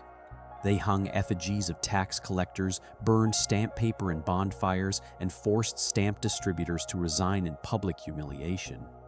Throughout the colonies, merchants agreed to boycott British goods, refusing to import everything from cloth to tea. In October 1765, delegates from 9 colonies gathered in New York for the Stamp Act Congress, the first unified colonial protest against British policy. They issued a Declaration of Rights and Grievances, asserting that only their own assemblies could tax them. Parliament, stunned by the fury and the economic pain of the boycott, repealed the Stamp Act in 1766. But the repeal came with a sting. On the same day, Parliament passed the Declaratory Act, asserting that it had the right to bind the colonies in all cases whatsoever. The message was clear. We are backing down for now, but we have not given up our authority. The breathing room lasted less than a year. In 1767, Parliament passed the Townshend Acts, a new set of taxes on imported goods like glass, lead, paint, paper, and tea. The revenue would be used to pay royal governors and judges, making them independent of colonial assemblies. Once again, the colonists rallied. They renewed the boycotts, and women, who were central to household consumption, organized spinning bees to make their own cloth rather than buy British. The Sons of Liberty turned to intimidation again, and tension filled the air of every port city. The flashpoint came in Boston in March 1770. On the night of March 5th, a crowd of colonists gathered near the Custom House, shouting insults and throwing snowballs at a lone British sentry. More soldiers arrived, and the crowd grew louder and more threatening. In the chaos, someone gave an order to fire. When the smoke cleared, 5 colonists lay dead or dying, including Crispus Attucks, a man of African and native ancestry. The soldiers were arrested and tried, but the damage was done. The event, which colonists called the Boston Massacre, was seized upon by propagandists. Paul Revere produced an engraving that showed a line of redcoats firing into an innocent crowd, an image that spread through the colonies like wildfire. The incident turned a simmering dispute into a deep moral outrage. For many, it became proof that British power was not just heavy-handed, it was deadly. The Townshend Acts were repealed soon after, except for the tax on tea, which Parliament kept as a symbol of its authority. For 3 years, a fragile calm settled over the colonies. But the underlying tensions had not vanished. They waited, ready to be reignited. The spark came in 1773 with the Tea Act. This was not a new tax. It was a bailout for the struggling British East India Company, which was drowning in debt and holding millions of pounds of unsold tea. The act allowed the company to sell tea directly to the colonies, bypassing colonial merchants and undercutting even smuggled Dutch tea. The price of tea would drop, but the principle remained. The tax was still there and colonial merchants would be ruined. Colonists saw the Tea Act not as a bargain, but as a trap. If they accepted the cheap tea, they would be accepting Parliament's right to tax them. The Sons of Liberty vowed to stop the tea from being unloaded. When ships carrying the East India Company's tea arrived in Boston Harbor in December 1773, the governor refused to let them leave without paying the duty. On the night of December 16th, a group of colonists disguised as Mohawk warriors boarded the 3 ships. Working quickly and methodically, they dumped 342 chests of tea into the icy water. It was an act of destruction, but it was also a message, carefully planned and executed. The Boston Tea Party electrified the colonies. Some cheered, others condemned the vandalism, but everyone understood that the line had been crossed. In London, the reaction was furious. Parliament saw the destruction of property as an act of rebellion that could not go unpunished. They resolved to make an example of Massachusetts, passing a series of laws the colonists called the Intolerable Acts. The port of Boston was closed until the tea was paid for. The Massachusetts Charter was rewritten, stripping the colony of its elected council and giving the royal governor nearly absolute power. British officials accused of crimes would be tried in England, not in colonial courts. And a new quartering act allowed British soldiers to be housed in private homes. These were not just punitive measures. They were a declaration that the empire would rule by force, not by consent. The colonists had to decide whether to submit or to resist. And in making that choice, they would discover just how far they were willing to go. In the spring of 1774, the British Empire had chosen confrontation. The Intolerable Acts were not just penalties for a single act of defiance in Boston. They were a calculated message to every colony. The Crown would use its power to crush dissent and reshape colonial government to its liking. But the punishment backfired. Instead of isolating Massachusetts, the acts united the colonies in a way no tax or boycott ever had. Committees of correspondence, networks of communication that had sprung up across the colonies in the previous years, began exchanging letters at a furious pace. They agreed that the threat was not just to Boston, but to every colony. If Britain could dissolve Massachusetts' charter, it could do the same to any of them. The response was unprecedented. In September 1774, 56 delegates from 12 colonies, all except Georgia, gathered in Philadelphia for the First Continental Congress. They came from different backgrounds: lawyers, merchants, planters, and ministers. Some were wealthy, others were modest. What united them was a shared conviction that something had to be done. The Congress met for nearly 2 months in Carpenter's Hall, debating how far to push back against the Crown. The delegates were not yet calling for independence. They saw themselves as loyal subjects trying to restore a broken relationship, but the tone of their discussions was firm. They issued a Declaration of Rights and Grievances, asserting that the colonies were entitled to the same rights as Englishmen, including the right to govern themselves through their own assemblies. They also created the Continental Association, a coordinated plan to stop all trade with Britain. Colonists were asked to stop importing British goods, stop exporting American goods, and even to stop consuming items like tea or fine cloth that came from the mother country. Local committees would enforce the boycott, publicly shaming those who violated it. The Congress also endorsed the Suffolk Resolves, a set of resolutions passed by citizens of Suffolk County, Massachusetts. These resolves called for civil disobedience, urged the people to arm themselves for defense, and declared that the Intolerable Acts were not to be obeyed. The message was clear. Massachusetts would resist, and the other colonies would support them. The Congress agreed to meet again in May 1775 if the situation had not improved. As the delegates scattered to their home colonies, the tension in Massachusetts only grew. General Thomas Gage, the royal governor, had been ordered by London to enforce the intolerable acts and to arrest the leaders of the resistance. He knew that the colonists were stockpiling weapons and munitions in the town of Concord, about 20 miles west of Boston. On the night of April 18, 1775, Gage sent a force of about 700 British regulars to seize those supplies and capture Samuel Adams and John Hancock, who were believed to be in Lexington. But the colonists had their own intelligence network. When the British column began to march, signal lanterns were hung from the steeple of Boston's Old North Church. Riders, including Paul Revere and William Dawes, set out to warn the countryside.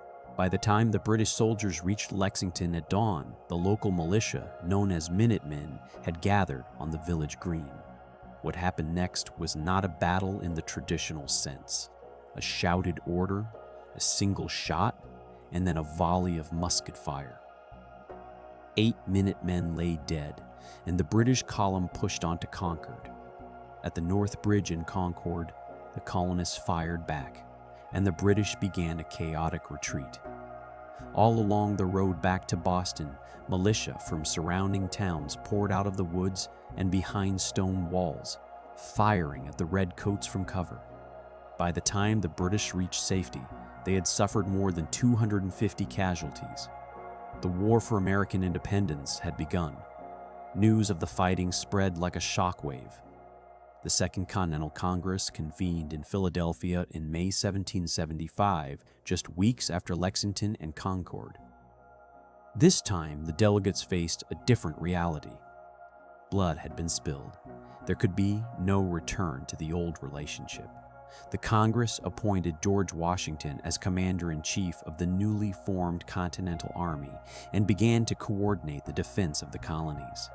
Yet even as they raised an army, many delegates still hoped that reconciliation was possible. They sent the Olive Branch Petition to King George III, a final plea for peace. The king refused even to read it, declaring the colonies in rebellion. As the months passed, the mood in Congress shifted. The hope of reconciliation faded, replaced by a growing sense that the only path forward was separation from Britain. But that was a terrifying step.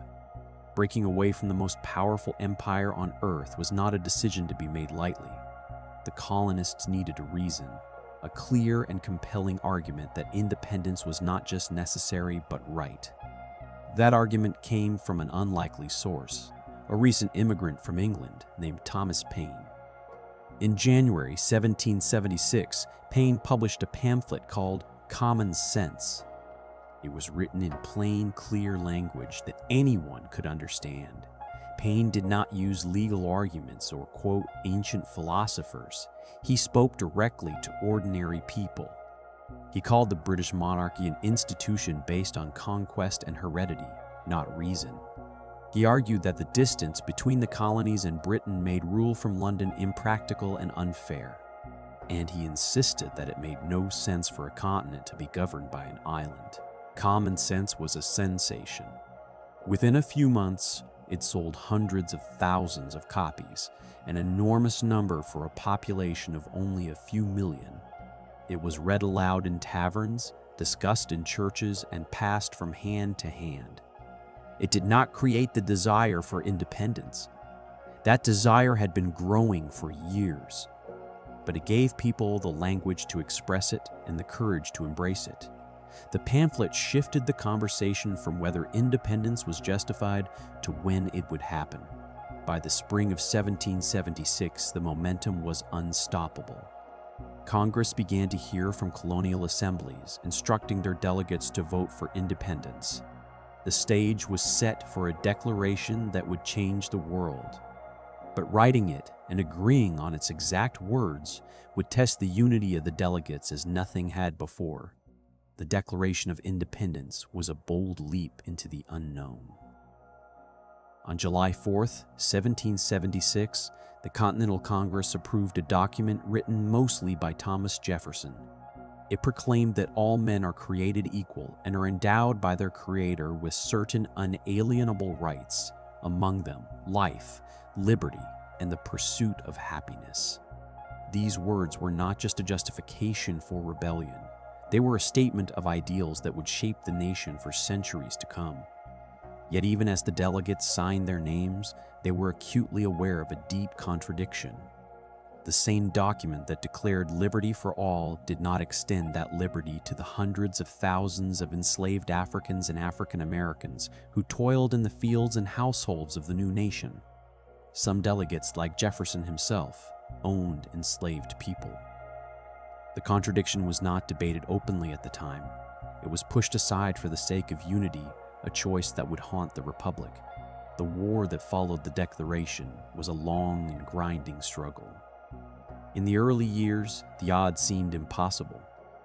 The British Army was the most professional and experienced in the world. The Continental Army was a collection of farmers, shopkeepers, and craftsmen, many of whom had never fired a musket in combat. They lacked uniforms, adequate food, and reliable supplies. Winters were brutal and disease swept through the camps. At one point, George Washington wrote that his army was on the brink of dissolution. Yet Washington held the army together through sheer force of will. He was not a military genius in the classic sense. He made mistakes and lost battles, but he learned from those losses and adapted. More importantly, he understood that the goal was not to destroy the British Army in a single decisive battle.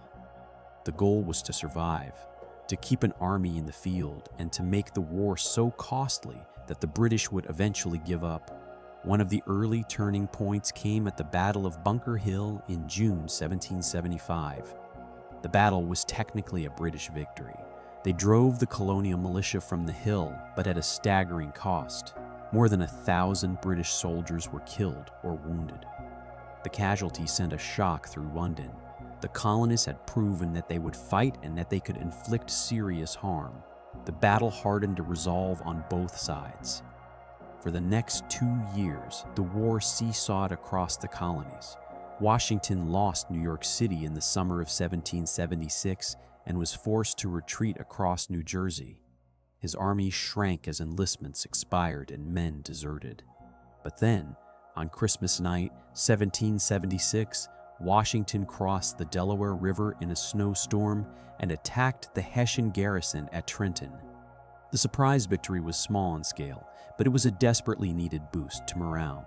He followed with another victory at Princeton a few days later. The army had not collapsed. It was still alive. The decisive moment came in the fall of 1777. American forces in the North, under Generals Horatio Gates and Benedict Arnold, faced a British army under General John Burgoyne that had marched south from Canada. The two armies met near Saratoga, New York. In a series of engagements, the Americans surrounded Burgoyne's forces, and on October 17th, Burgoyne surrendered his entire army of more than 5,000 men. Saratoga was a victory that changed the character of the war. For months, American diplomats, led by Benjamin Franklin, had been trying to persuade France to enter the war on the side of the colonies. The French were eager to weaken their old rival Britain, but they were hesitant to commit until they saw proof that the Americans could win. Saratoga provided that proof. In February 1778, France signed a treaty of alliance with the United States. French money, soldiers, and naval power would now flow to the American cause. The war became a global conflict once again, stretching British resources across the Atlantic. For the next 3 years, the fighting shifted to the south. The British captured Savannah and Charleston and seemed close to crushing the rebellion. But American forces, aided by French troops, fought a grueling campaign of attrition. The contributions of African Americans during this period were significant and often overlooked. On the American side, thousands of black men served in the Continental Army and state militias. Many promised freedom in exchange for their service. Others fought for the British, who offered emancipation to enslaved people who joined their ranks. After the war, some of those who had fought for the British were evacuated to Nova Scotia and Sierra Leone. The war also involved Native American nations who had to choose sides. Many, like the Oneida and Tuscarora, allied with the Americans. Others, such as the Mohawk and Cherokee, sided with the British, hoping to stop colonial expansion onto their lands. The war left these communities shattered and divided. The final act unfolded on the Virginia Peninsula. In the summer of 1781, a British army under General Charles Cornwallis marched into Yorktown, a small port town on the Chesapeake Bay. He expected to be resupplied by the British Navy, but a French fleet under Admiral de Grasse arrived first, blockading the bay. Washington, who had been watching for an opportunity, marched his army south from New York, joining forces with the French army under the Comte de Rochambeau. Together, they trapped Cornwallis at Yorktown. By late September, the combined American and French forces outnumbered the British by more than 2-1. They dug trenches and bombarded the British positions with artillery day and night. On October 19, 1781, Cornwallis surrendered his army. As the British soldiers marched out between the victorious American and French lines, their fifes played a tune called "The World Turned Upside Down." The war was effectively over. Formal peace negotiations took more than a year. The Treaty of Paris, signed on September 3, 1783, recognized the United States as an independent nation. Its boundary stretched from the Atlantic Ocean to the Mississippi River and from the Great Lakes to Spanish Florida. The new nation had achieved what once seemed impossible. It had defeated the most powerful empire on earth. But the war had come at a heavy price. Thousands of lives had been lost. The economy was in ruins. The debt from the war was enormous, and the ideals of the Declaration remained unfulfilled for millions of people who still lived in bondage. The revolution was complete, but the work of building a nation that lived up to its own promises had only just begun. Victory brought a new nation, but it did not bring a stable government. The Articles of Confederation, ratified in 1781, created a central authority so weak that it could barely function. Congress could declare war and sign treaties, but it could not tax the states or regulate commerce between them. It could ask for money, but it could not compel anyone to pay. It could pass laws, but it had no power to enforce them. Each state acted like its own little country, printing its own money, erecting trade barriers against its neighbors, and ignoring the national government's requests. The economy stumbled. Debt from the war went unpaid. Creditors demanded payment, and farmers, many of whom had fought in the Revolution, faced foreclosure when they could not meet their obligations. The crisis came to a head in western Massachusetts in 1786. A farmer and former Army captain named Daniel Shays led a group of indebted farmers in an armed uprising against the state government. They shut down courthouses to prevent foreclosures and marched on the federal arsenal at Springfield. The national government under the Articles had no army to stop them. It was left to the state militia, funded by wealthy merchants, to put down the rebellion by force. Shays' rebellion was crushed, but it terrified the nation's leaders. If a few farmers could threaten order, what would happen when a larger crisis came? The rebellion proved that the Articles were a rope of sand, unable to hold the states together. Calls for a convention grew louder. In May 1787, delegates from 12 states, all except Rhode Island, gathered in Philadelphia. They met in the same state house where the Declaration had been signed 11 years earlier. Their instructions were to revise the Articles, but many had a far bolder plan in mind. They wanted to create an entirely new government. The convention was a gathering of remarkable minds. George Washington presided, lending his immense prestige to the proceedings. James Madison, a quiet scholar from Virginia, arrived with a detailed blueprint for a powerful national government. Alexander Hamilton of New York argued for a system that would rival the British monarchy in strength. But the delegates were deeply divided. Large states wanted representation based on population. Small states feared being swallowed up and demanded equal representation. The debate grew so heated that the convention nearly dissolved. The breakthrough came with the Great Compromise, proposed by Roger Sherman of Connecticut. It created a bicameral legislature, a House of Representatives apportioned by population, and a Senate where each state had 2 votes regardless of size. This satisfied both sides and saved the convention. Another compromise proved far more painful. Southern states wanted enslaved people to be counted for purposes of representation, but not for taxation. Northern states argued they should not be counted at all since they were not citizens and had no rights. The agreement that emerged, known as the 3/5 Compromise, stated that 3 out of every 5 enslaved persons would be counted for both representation and direct taxation. It was a political calculation that embedded slavery into the Constitution's very structure, a decision that would cast a long shadow over the nation's future. The delegates also established a system of checks and balances. Power was divided among 3 branches: a legislature that made laws, an executive that enforced them, and a judiciary that interpreted them. Each branch could check the others, preventing anyone from becoming too powerful. The president could veto laws, but Congress could override a veto with a 2/3 vote. The Supreme Court could strike down laws as unconstitutional.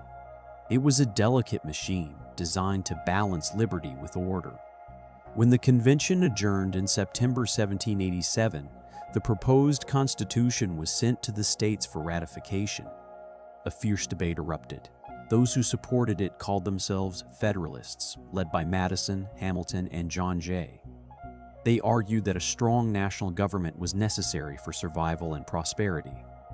Their opponents, the Anti-Federalists, warned that the Constitution created a central authority that would crush the states and trample individual liberties. They feared a president who could become a king, a Senate made up of wealthy elites, and a national government far from the people's control. The debate played out in newspapers, pamphlets, and town meetings across the country. The Federalist Papers, a series of essays written by Madison, Hamilton, and Jay, laid out the case for the Constitution in careful, reasoned prose. But the Anti-Federalists had a powerful argument of their own. They demanded a Bill of Rights, a list of specific protections for individual freedoms that the government could not violate. Without such guarantees, they argued, the new government would eventually abuse its power. The Federalists initially resisted, believing that the structure of checks and balances was protection enough. But they realized that ratification might fail without a promise of amendments. One by one, the states voted. By June 1788, 9 states had approved enough for the Constitution to take effect. The holdouts, including Virginia and New York, soon followed. The new government began operation in 1789 with George Washington as the first president. True to their promise, the first Congress immediately drafted a set of amendments. 10 of them, known as the Bill of Rights, were ratified in 1791. They guaranteed freedom of speech, religion, and the press. They protected the right to bear arms, to assemble, and to petition the government. They barred unreasonable searches and seizures and guaranteed fair trials. These amendments did not resolve every question. The debate over state versus federal power would continue for generations, and the compromises over slavery only postponed a reckoning that would eventually tear the nation apart. But the Constitution, forged in compromise and debate, created a framework that could adapt and endure. It was not a perfect document. It was a human one, flawed and incomplete, but designed to be improved. The men who wrote it knew they were not creating a finished product. They were laying a foundation for a future they could only dimly imagine. The new Constitution was barely a year old when George Washington took the oath of office in New York City. His hands trembled as he placed them on a Bible borrowed from a nearby Masonic lodge. The date was April 30th, 1789, and the entire experiment in Republican government hung on the shoulders of one man. Washington understood that every action he took would set a precedent. If he acted like a king, the Republic would die before it had truly begun. If he appeared too weak, the Union would splinter. He moved carefully, deliberately, as if each step carried the weight of the future. His first task was to fill the empty spaces of the Constitution. The document had created a presidency and a Congress, but it did not describe how the government would actually run. Washington established the first cabinet, a group of advisors to help him make decisions. He appointed Thomas Jefferson as Secretary of State, Alexander Hamilton as Secretary of the Treasury, Henry Knox as Secretary of War, and Edmund Randolph as Attorney General. These men were brilliant, but they held very different visions for the country. That difference would soon shape the nation's political landscape. The same year, Congress passed the Judiciary Act of 1789. This law created a federal court system with a Supreme Court of 6 justices, 13 district courts, and 3 circuit courts. It filled in the skeleton of the Constitution's Article 3, giving the national government the power to enforce its laws through its own judges. Washington nominated John Jay as the first Chief Justice. The courts were small at first, but they would grow into a pillar of the new government. The most controversial plan came from Alexander Hamilton. As Secretary of the Treasury, Hamilton faced a staggering national debt, about $54 million from the war, plus state debts that pushed the total even higher. Hamilton proposed that the federal government assume all state debts and pay them off at face value. He also wanted to create a national bank, a place where the government could deposit its funds, issue paper currency, and make loans to stimulate the economy. And he called for tariffs on imported goods to protect American manufacturing. Hamilton believed that a strong central government, allied with wealthy merchants and investors, was the only way to build a prosperous nation. He argued that the Constitution gave Congress the power to do whatever was necessary and proper to carry out its duties, a broad interpretation known as implied powers. Thomas Jefferson saw things very differently. He believed that the Constitution should be interpreted strictly, that the federal government could only do what the document explicitly allowed. Jefferson argued that a national bank was unconstitutional because the Constitution never mentioned banks. He feared that Hamilton's plan would concentrate power in the hands of a few wealthy men in the cities, destroying the agrarian republic of independent farmers that he believed was the heart of American liberty. The debate over the bank split the cabinet and the Congress. Washington, after careful thought, sided with Hamilton and signed the bank bill into law. That decision did more than create a bank.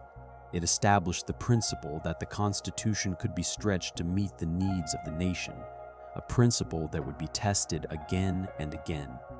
Out of these battles, the first political parties began to form. Those who supported Hamilton and a strong central government called themselves Federalists. They believed in order, commerce, and a close relationship with Britain. Their opponents, who rallied around Jefferson and James Madison, called themselves Democratic Republicans. They feared centralized power, championed states' rights, and looked to revolutionary France as a model of liberty. The two parties disagreed on almost everything, and their conflicts played out in newspapers, in Congress, and in the streets. The first major test of federal authority came in 1794, when farmers in western Pennsylvania refused to pay a new excise tax on whiskey.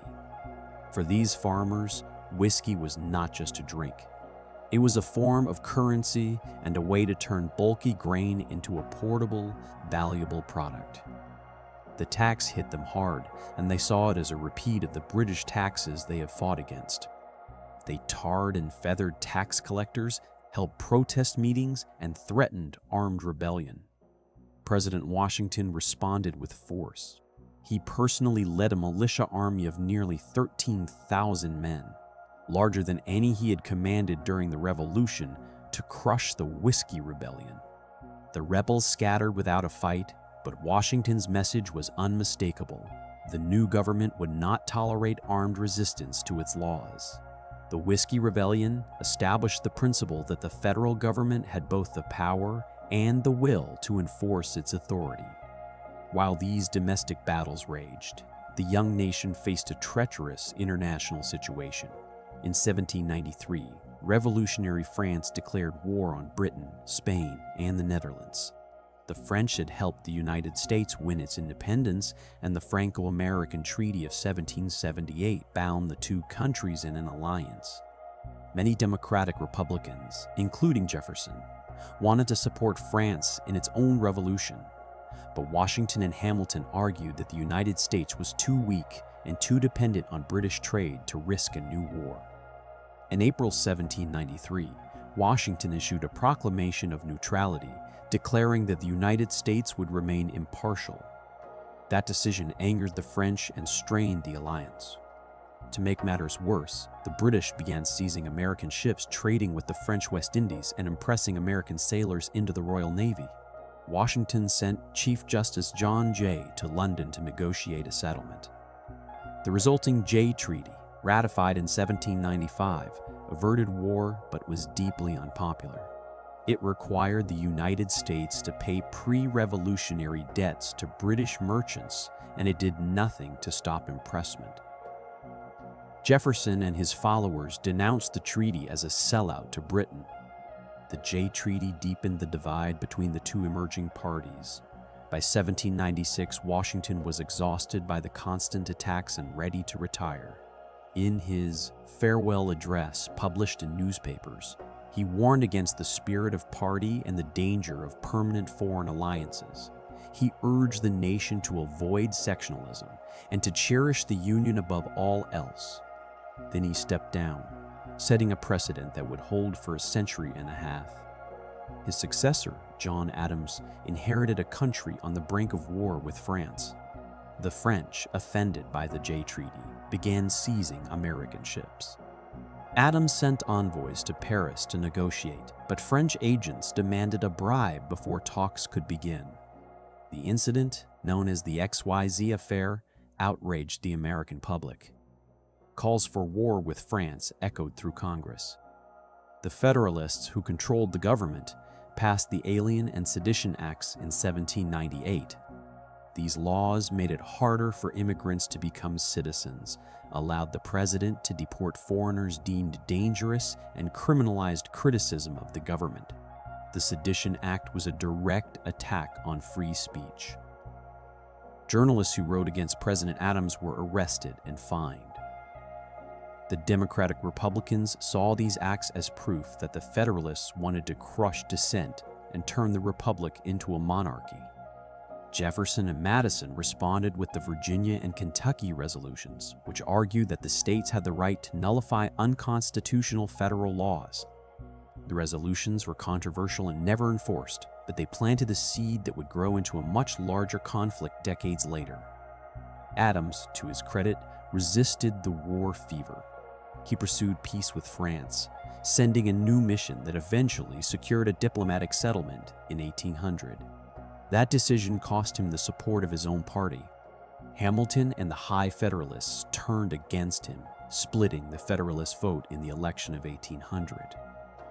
The election itself was a bitter struggle between Adams, the Federalist incumbent, and Jefferson, the Democratic-Republican challenger. The campaign was filled with personal attacks. Federalists warned that Jefferson would bring atheism and chaos. Democratic Republicans accused Adams of wanting to be king. When the electoral votes were counted, Jefferson tied with his running mate, Aaron Burr. The election was thrown into the House of Representatives, where it took 36 ballots and the intervention of Hamilton, who saw Burr as even more dangerous than Jefferson, before Jefferson finally won. The peaceful transfer of power from one party to another was almost unheard of in a world of monarchies and revolutions. When Jefferson took the oath of office on March 4, 1801, he spoke of reconciliation. He said that every difference of opinion is not a difference of principle, and that we are all Republicans, we are all Federalists. The election of 1800 marked a turning point. It proved that the Constitution could survive deep political divisions without violence. The people had spoken, and the government had changed hands peacefully. That precedent, more than any single law or battle, became the foundation of American democracy. Jefferson had long dreamed of an empire of liberty. As president, he saw an opportunity that would more than double the young nation overnight. In 1803, he dispatched James Monroe to Paris with instructions to buy the vital port of New Orleans and as much of the Mississippi Valley as possible. To everyone's astonishment, Napoleon Bonaparte, who needed cash for his European wars, offered to sell the entire Louisiana territory for about $15 million. The deal added roughly 828,000 square miles to the United States, stretching from the Mississippi River to the Rocky Mountains. Jefferson wrestled with the constitutionality of the purchase. He believed in a strict reading of the founding document, which said nothing about acquiring territory. But the chance was too great to pass up. He pushed aside his doubts and sent the treaty to the Senate, where it was ratified by a wide margin. The Louisiana Purchase was the largest land deal in history, and it set the stage for a century of westward expansion. To learn what the nation had bought, Jefferson commissioned an expedition led by Meriwether Lewis and William Clark. In May 1804, the Corps of Discovery set out from St. Louis, heading up the Missouri River into a vast landscape known only to Native American peoples and a handful of fur traders. The journey took 2.5 years and covered more than 8,000 miles. Lewis and Clark mapped rivers, recorded plants and animals, and made contact with dozens of indigenous nations. They brought back journals filled with detailed observations that opened the West to the American imagination. Their success inspired a wave of explorers, trappers, and settlers to follow. By the 1840s, a powerful belief had taken hold across the country. This belief, later called manifest destiny, held that the United States was destined by Providence to spread across the entire continent, from the Atlantic to the Pacific. It was a phrase coined by a journalist named John L. O'Sullivan in 1845, but the idea had been growing for decades. Manifest destiny combined a sense of divine mission with a hunger for land and resources. It assumed that American institutions, democracy, and way of life were superior, and that expansion was both inevitable and righteous. This belief ignored the fact that the land was already inhabited by millions of indigenous people. It treated their presence as an obstacle to be removed, not a claim to be respected. The Louisiana Purchase had already displaced many native nations as settlers pushed into their hunting grounds. But the idea of manifest destiny accelerated the process. It justified the forced removal of entire peoples, including the Cherokee, Creek, Chickasaw, Choctaw, and Seminole, from their ancestral homes in the southeast to lands west of the Mississippi, a tragedy that would culminate in the Trail of Tears in the 1830s. The acquisition of Florida followed a different path. Spain had held the peninsula for centuries, but its grip weakened as American settlers moved into the region. By the early 1800s, the United States claimed that runaway enslaved people and raiding Seminole warriors were crossing into American territory. In 1818, General Andrew Jackson led a military campaign into Florida, seizing Spanish posts without authorization. The event, known as the First Seminole War, pressured Spain to negotiate. In 1819, the Adams-on-East Treaty ceded Florida to the United States in exchange for $5 million and the settlement of boundary disputes. Florida became a territory the following year. The most dramatic addition came from the annexation of Texas. Texas had been a part of Mexico since it won independence from Spain in 1821. But American settlers, many of them slaveholders, poured into the region under generous land grants. Tensions grew as Mexico tried to enforce its abolition of slavery and its central authority. In 1836, Texan settlers declared independence and, after a brutal war, established the Republic of Texas. The new republic immediately sought annexation by the United States, but the question was mired in controversy. Northerners opposed adding another slave state. Mexico refused to recognize Texan independence and warned that annexation would be an act of war. For nearly a decade, the issue stalled. Then, in 1844, the political climate shifted. The presidential election of that year saw James K. Polk win on a platform of expansion. He pushed for the annexation of Texas, which was approved by Congress and signed into law in March 1845. Texas entered the Union as a slave state, setting off a chain of events that led directly to war with Mexico. The Mexican-American War, fought from 1846 to 1848, was one of the most controversial conflicts in American history. Polk claimed that Mexico had invaded American territory by crossing the Nueces River, a disputed boundary. Northern critics, including a young congressman named Abraham Lincoln, accused Polk of provoking the war to expand slavery. The war itself was a series of American victories, led by generals like Zachary Taylor and Winfield Scott. American forces captured Mexico City in September 1847, and the Treaty of Guadalupe Hidalgo was signed in February 1848. Mexico ceded an enormous territory that included present-day California, Nevada, Utah, Arizona, New Mexico, Colorado, and parts of Wyoming, Kansas, and Oklahoma. In exchange, the United States paid $15 million. The Mexican cession added more than 500,000 square miles to the nation, fulfilling the dream of manifest destiny from sea to shining sea. But the war had a profound cost. It left a legacy of bitterness between the United States and Mexico. It also ignited a fierce debate over whether the new territories would be free or slave. That question, postponed by compromise for decades, now erupted with a fury that threatened to tear the Union apart. The expansion of the 1840s and 50s forced the nation to confront its deepest contradiction, a contradiction that would eventually demand a resolution no compromise could provide. Yet the same hunger for land that stretched the nation from the Atlantic to the Pacific came at a terrible price for the people who had called those lands home for centuries. The policy that came to define this era of expansion was Indian removal, a government-led effort to push Native American nations east of the Mississippi onto lands in the West. The Indian Removal Act of 1830 gave President Andrew Jackson the authority to negotiate treaties that would exchange eastern tribal lands for territory west of the river. Jackson argued that removal was a humanitarian measure, a way to protect native peoples from the encroachment of white settlers. But the real motive was land, the fertile cotton country of Georgia, Alabama, Mississippi, and Florida that American farmers desperately wanted. Among the nations targeted for removal, the Cherokee of the Southern Appalachians had done everything they could to adapt.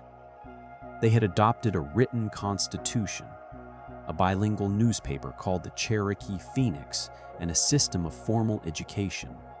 Many Cherokee families lived in frame houses, farmed with plows, and owned enslaved African Americans, just like their white neighbors. They believed that by embracing the ways of the United States, they could prove themselves worthy of staying on their ancestral homeland. When the state of Georgia began passing laws that stripped the Cherokee of their rights and opened their lands to a lottery for white settlers, the Cherokee turned to the federal courts. The case, Worcester v. Georgia, reached the Supreme Court in 1832. Chief Justice John Marshall ruled that the Cherokee Nation was a distinct political community within which Georgia law had no force. The state could not impose its authority on Cherokee territory.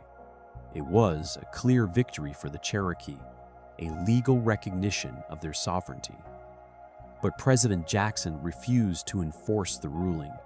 According to a widely repeated story, he said, "John Marshall has made his decision. Now let him enforce it." Whether or not he spoke those exact words, his actions made the meaning clear. He ordered the federal government to proceed with removal, ignoring the Supreme Court. The Cherokee were left with no legal recourse. In 1835, a small faction of Cherokee leaders, acting without the consent of the majority, signed the Treaty of New Echota, agreeing to exchange all Cherokee lands east of the Mississippi for $5 million and land in present-day Oklahoma. Most Cherokee protested that the treaty was fraudulent, but the U.S. Senate ratified it by a single vote. The deadline for voluntary removal passed, and in 1838 the federal government sent 7,000 troops under General Winfield Scott to round up the remaining Cherokee. Families were pulled from their homes at gunpoint. They were allowed to take only what they could carry. Their livestock, furniture, and tools were left behind or stolen by white settlers who moved in almost immediately. The Cherokee were herded into internment camps, where disease and malnutrition spread through the crowded conditions through the summer and into the fall. Then, beginning in October of 1838, they were forced to walk. The journey stretched over more than 800 miles through rain, snow, and freezing temperatures. The route became known as the Trail of Tears. Of the roughly 16,000 Cherokee who were removed, historians estimate that between 4,000 and 5,000 died along the way. The dead included elders who could not keep up, infants who could not survive the cold, and men and women weakened by illness. The bodies were buried in shallow graves beside the path. The Cherokee arrival in Indian Territory was not the end of their suffering. They faced a harsh landscape, unfamiliar climate, and the struggle to rebuild a society from scratch.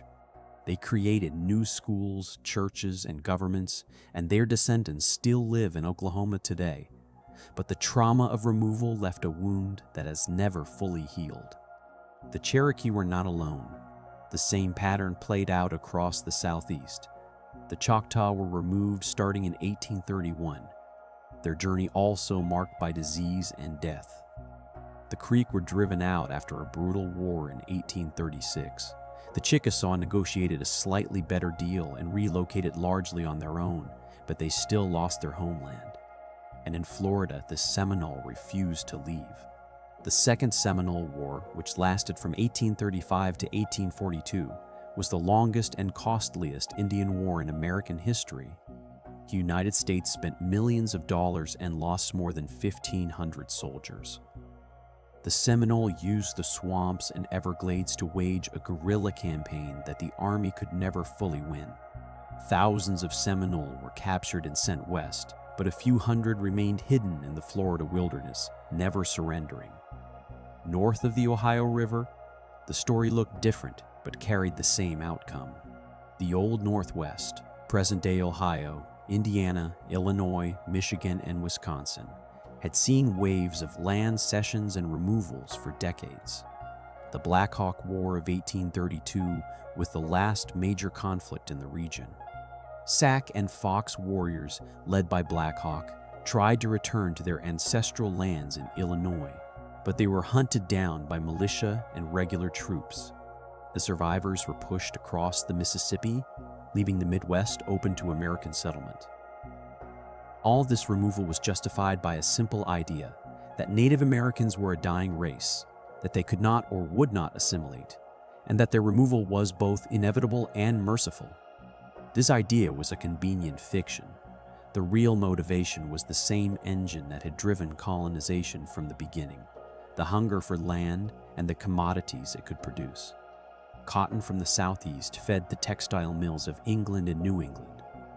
Corn and wheat from the Midwest fed a growing nation, and the people who had lived on that land for thousands of years were simply in the way.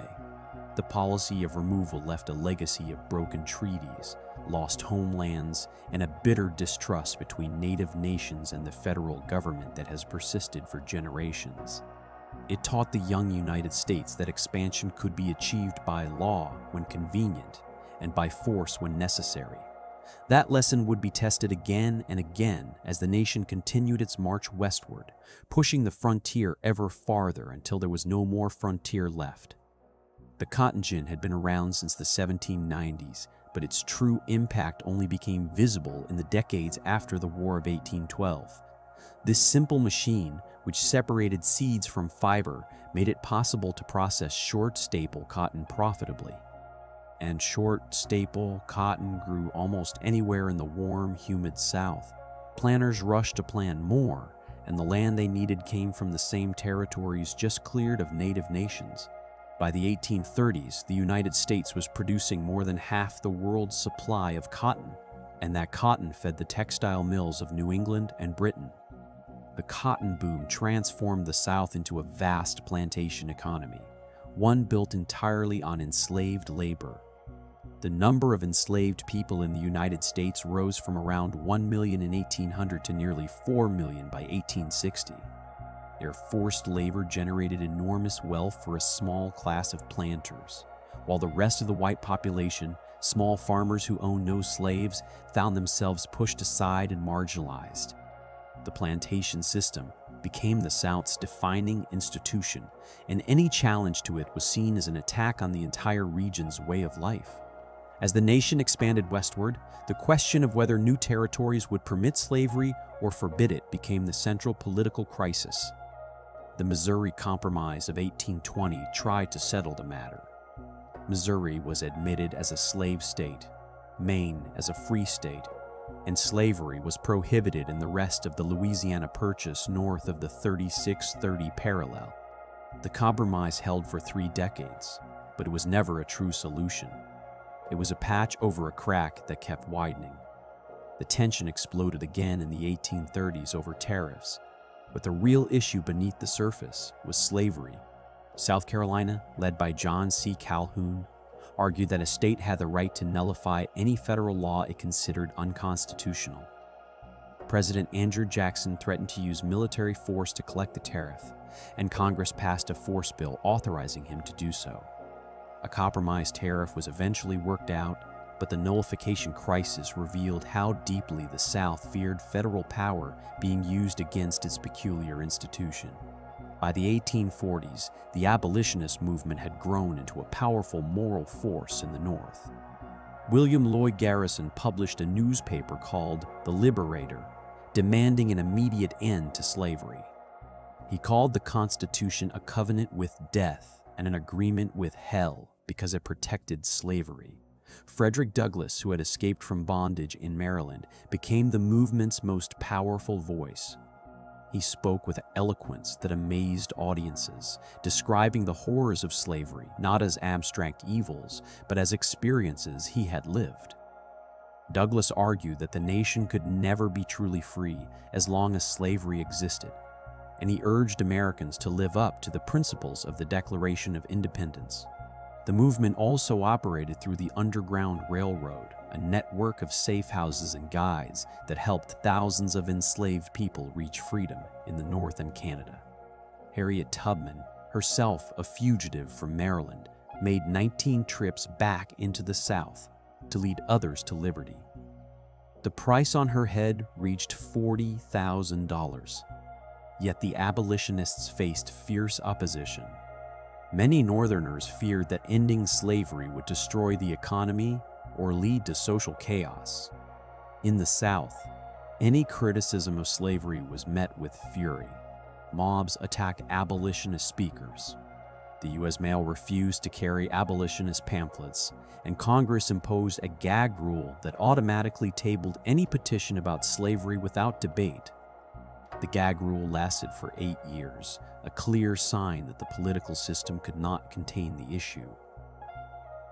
The Mexican-American War in the late 1840s reopened the wound. The vast territories acquired from Mexico had to be organized, and the question of slavery in those territories tore the nation apart. The Compromise of 1850 tried to patch things together one more time.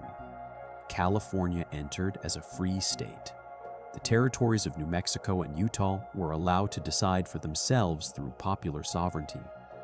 The slave trade was abolished in Washington, D.C., but a much more controversial element was added: a new, stronger Fugitive Slave Act. This law required all citizens to assist in capturing runaway enslaved people and denied suspected fugitives the right to a jury trial. It turned every free state into a hunting ground for slave catchers. Free black people in the North lived in terror of being seized and sent south.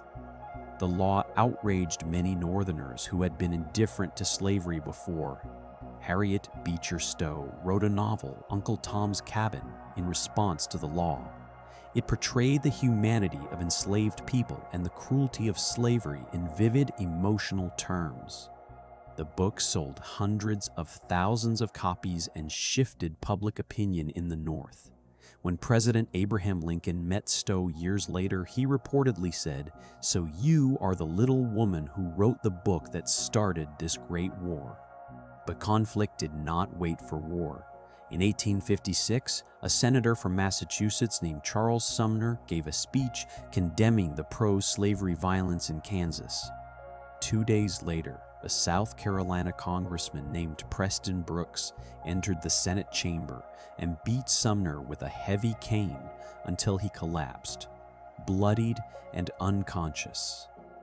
Brooks became a hero in the South. Admirers sent him new canes to replace the one he had broken. Sumner took years to recover, and his empty seat in the Senate became a symbol of the brutality that now poisoned national politics. And Kansas itself had become a shooting gallery. The Kansas-Nebraska Act of 1854 had repealed the Missouri Compromise, opening those territories to popular sovereignty. Pro-slavery and anti-slavery settlers rushed in, each side determined to control the vote. Fraud and violence erupted. Armed bands attacked towns, and a mini-civil war raged across the plains. The term "bleeding Kansas" entered the national vocabulary. The Supreme Court delivered another blow in 1857 with the Dred Scott decision. Dred Scott was an enslaved man who had lived with his master in free territories. He sued for his freedom, arguing that his residence in free soil made him free.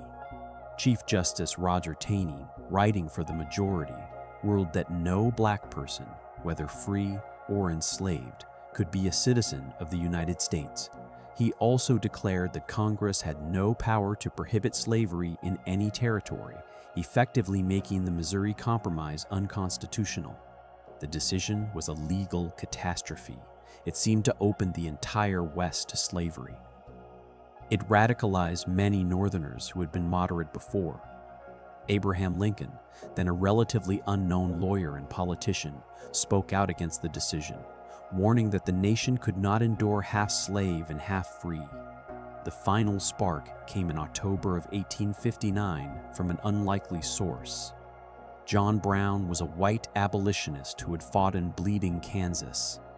He believed that God had chosen him to destroy slavery by force.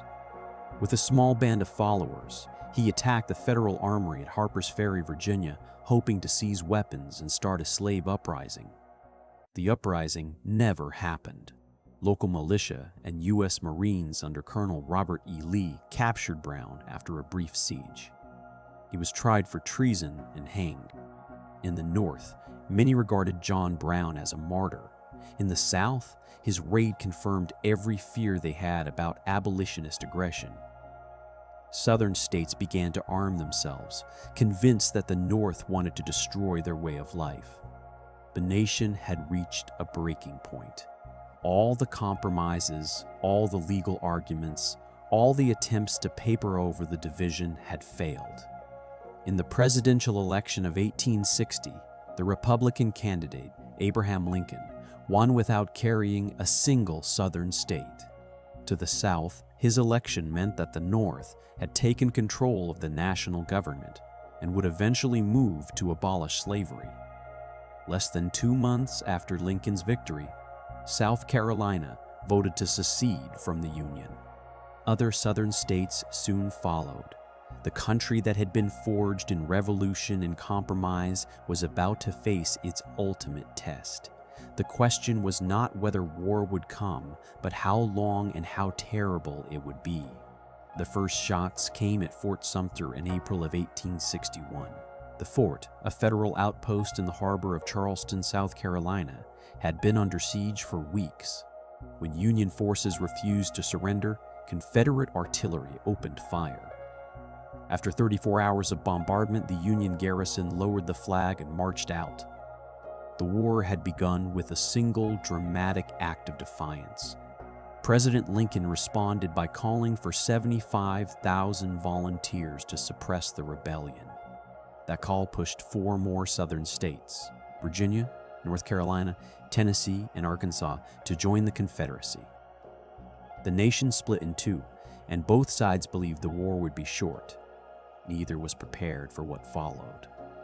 The first major battle at Bull Run in July of 1861 shattered any illusions of a quick victory. Thousands of spectators from Washington had ridden out to watch what they thought would be a display of Union strength. Instead, they saw Confederate forces hold their ground and then launch a counterattack that sent the Union Army fleeing in chaos. The Confederacy celebrated, but the victory gave its leaders a false sense of confidence. The Union, humiliated, began the long, painful work of building a real army. General George McClellan shaped the Army of the Potomac into a disciplined force, but he was cautious to a fault. He constantly demanded more men and more supplies, and he refused to move until he was certain of victory. Lincoln grew frustrated, writing to McClellan, "If you are not using the army, I should like to borrow it for a while." The war in the East became a grinding series of bloody campaigns. The Peninsula Campaign, the 7 Days Battles, and the Second Battle of Bull Run all ended in Union defeat or stalemate. The South's best generals, Robert E. Lee and Thomas Jackson, known as Stonewall, seemed unstoppable. In the West, however, the story was different. A relatively unknown general named Ulysses S. Grant captured Forts Henry and Donelson in February of 1862, opening the Tennessee and Cumberland rivers to Union forces. When asked for terms of surrender, Grant replied simply, "No terms except an unconditional and immediate surrender." The phrase stuck, and Grant became a national hero. He followed with a costly but crucial victory at Shiloh in April, a battle so brutal that both sides were shocked by the scale of the casualties. The war was teaching terrible lessons. The turning point came in the summer of 1863. In the East, Lee marched his Army of Northern Virginia into Pennsylvania, hoping to win a decisive victory on Northern soil that would force the Union to sue for peace. He met the Union Army of the Potomac at the small town of Gettysburg on July 1st. The battle that followed lasted 3 days and was the largest ever fought in North America. On the third day, Lee ordered a massive frontal assault against the Union Center, a charge led by General George Pickett. 13,000 Confederate soldiers marched across open fields under heavy fire. Only about half made it back. Lee retreated, and he never again had the strength to invade the North. The same day, July 3rd, Grant captured Vicksburg, the last Confederate stronghold on the Mississippi River.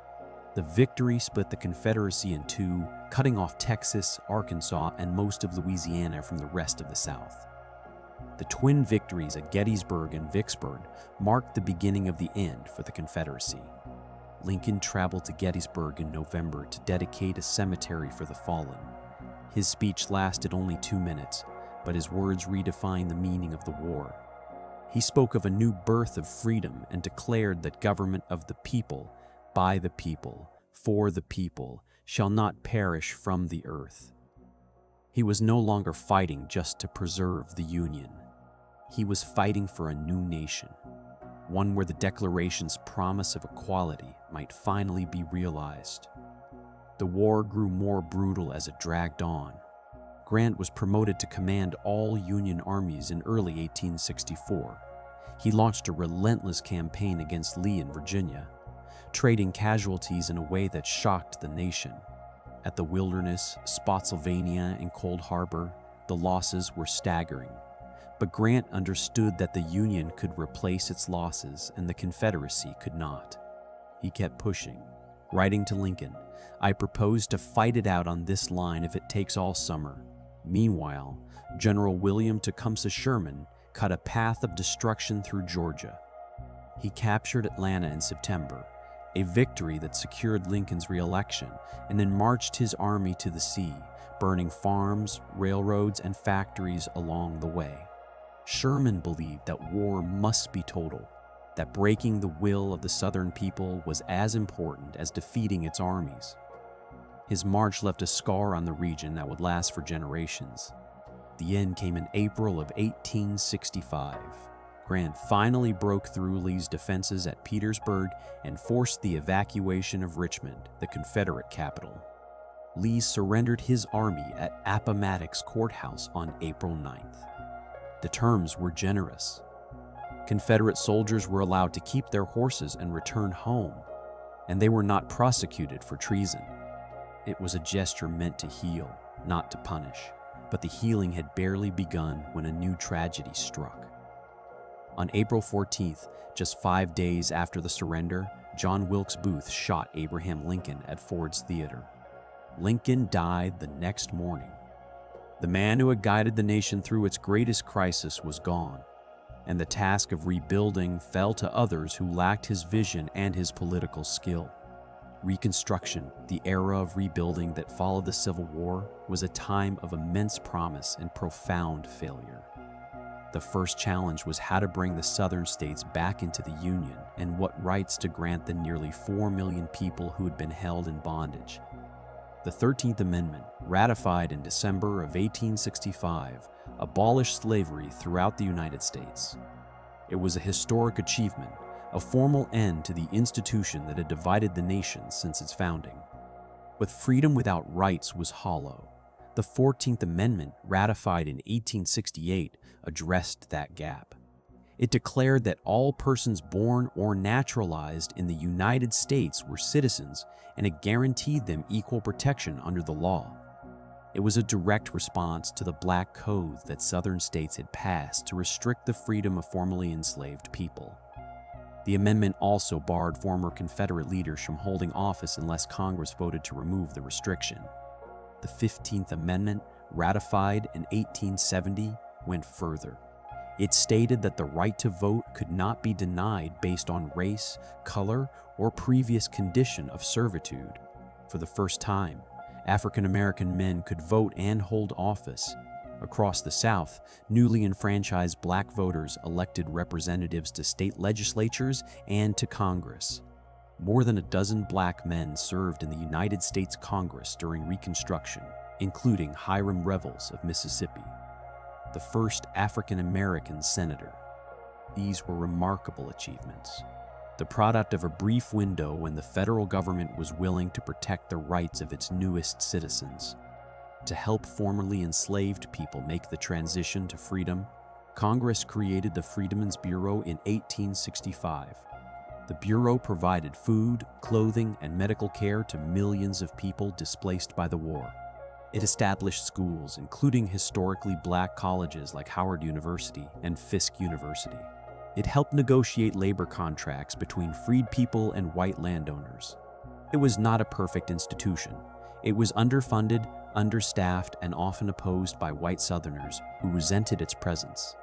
But for a few years, it represented the federal government's commitment to building a new society based on justice and opportunity.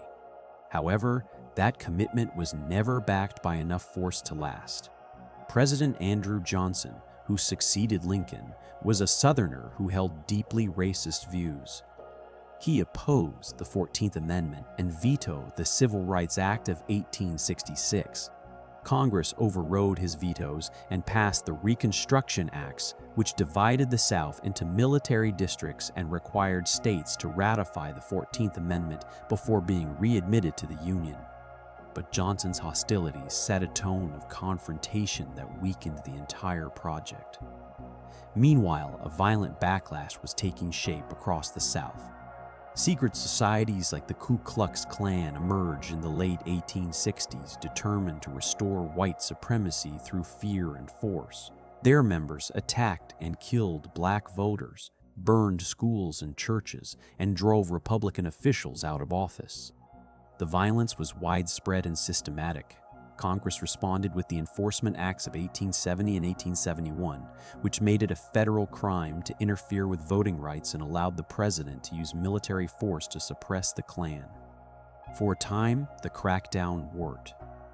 Thousands of Klan members were arrested, and the organization dissolved in the early 1870s.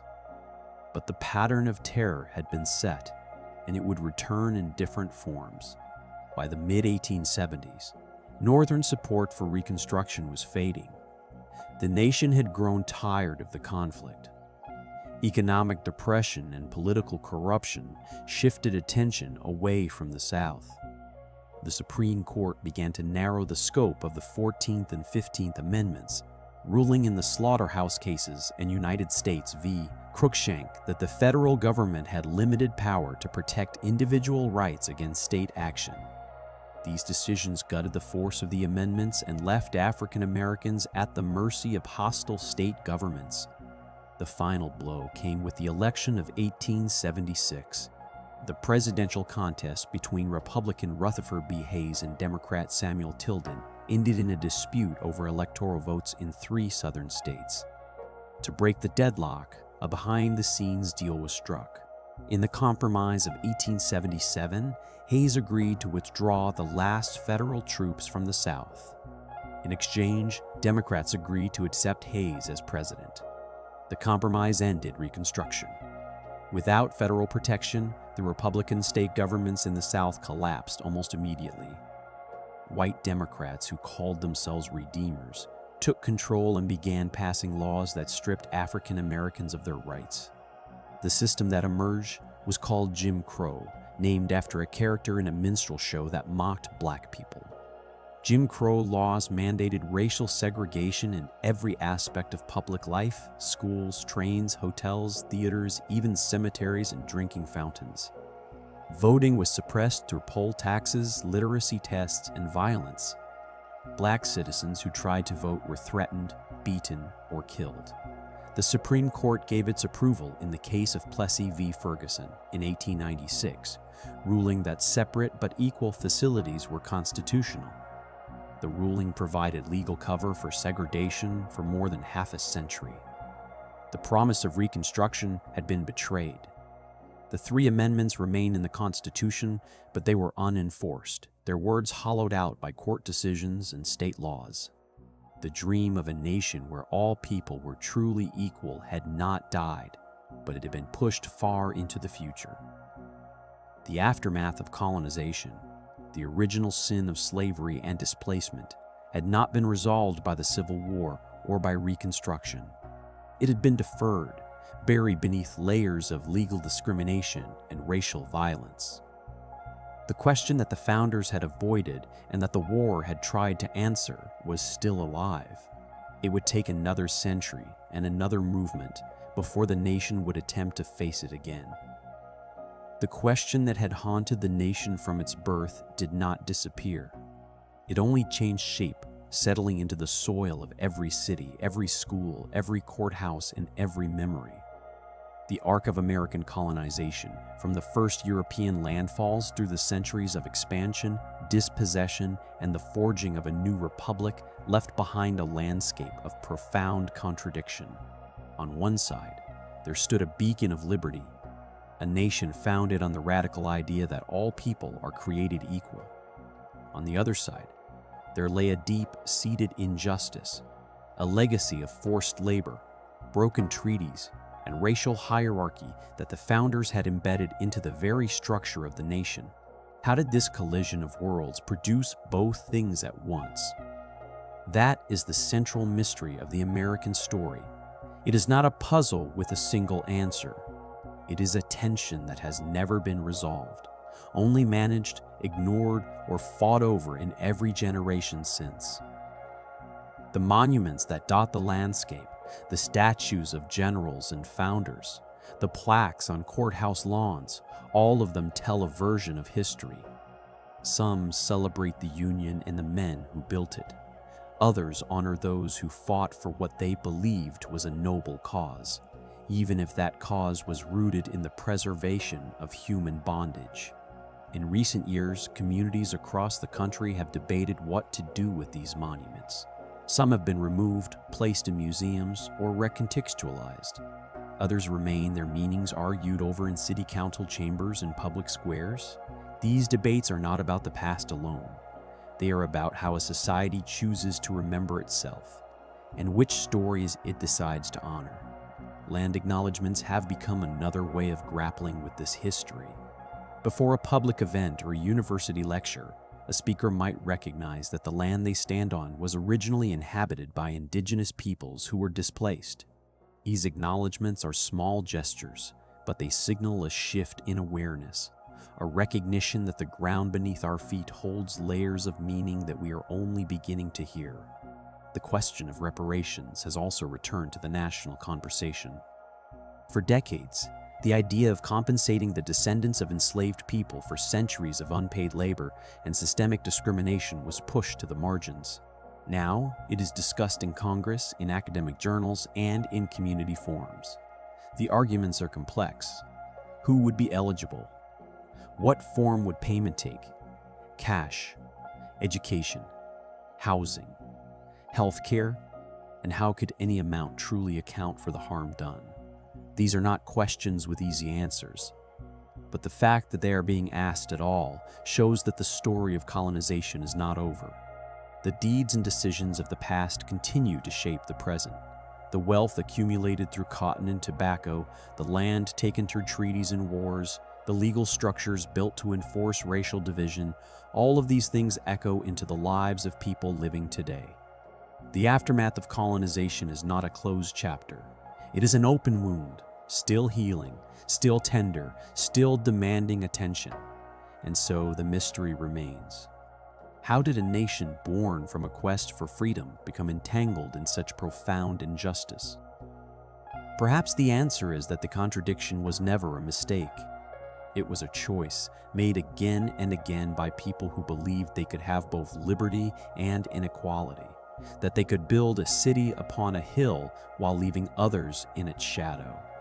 The story of American colonization is not a simple tale of good versus evil. It is a human story, full of aspiration and failure, hope and cruelty, ideals and betrayals. It is a story that every generation must revisit, not to assign blame, but to understand the forces that shaped the world we live in now. If you found something in this journey surprising, something that shifted how you see the past, we would love to hear about it in the comments. What moment or idea stood out to you the most? And if you want to keep exploring the hidden turning points that shaped history, consider liking this video and subscribing to the channel. There is always more to uncover.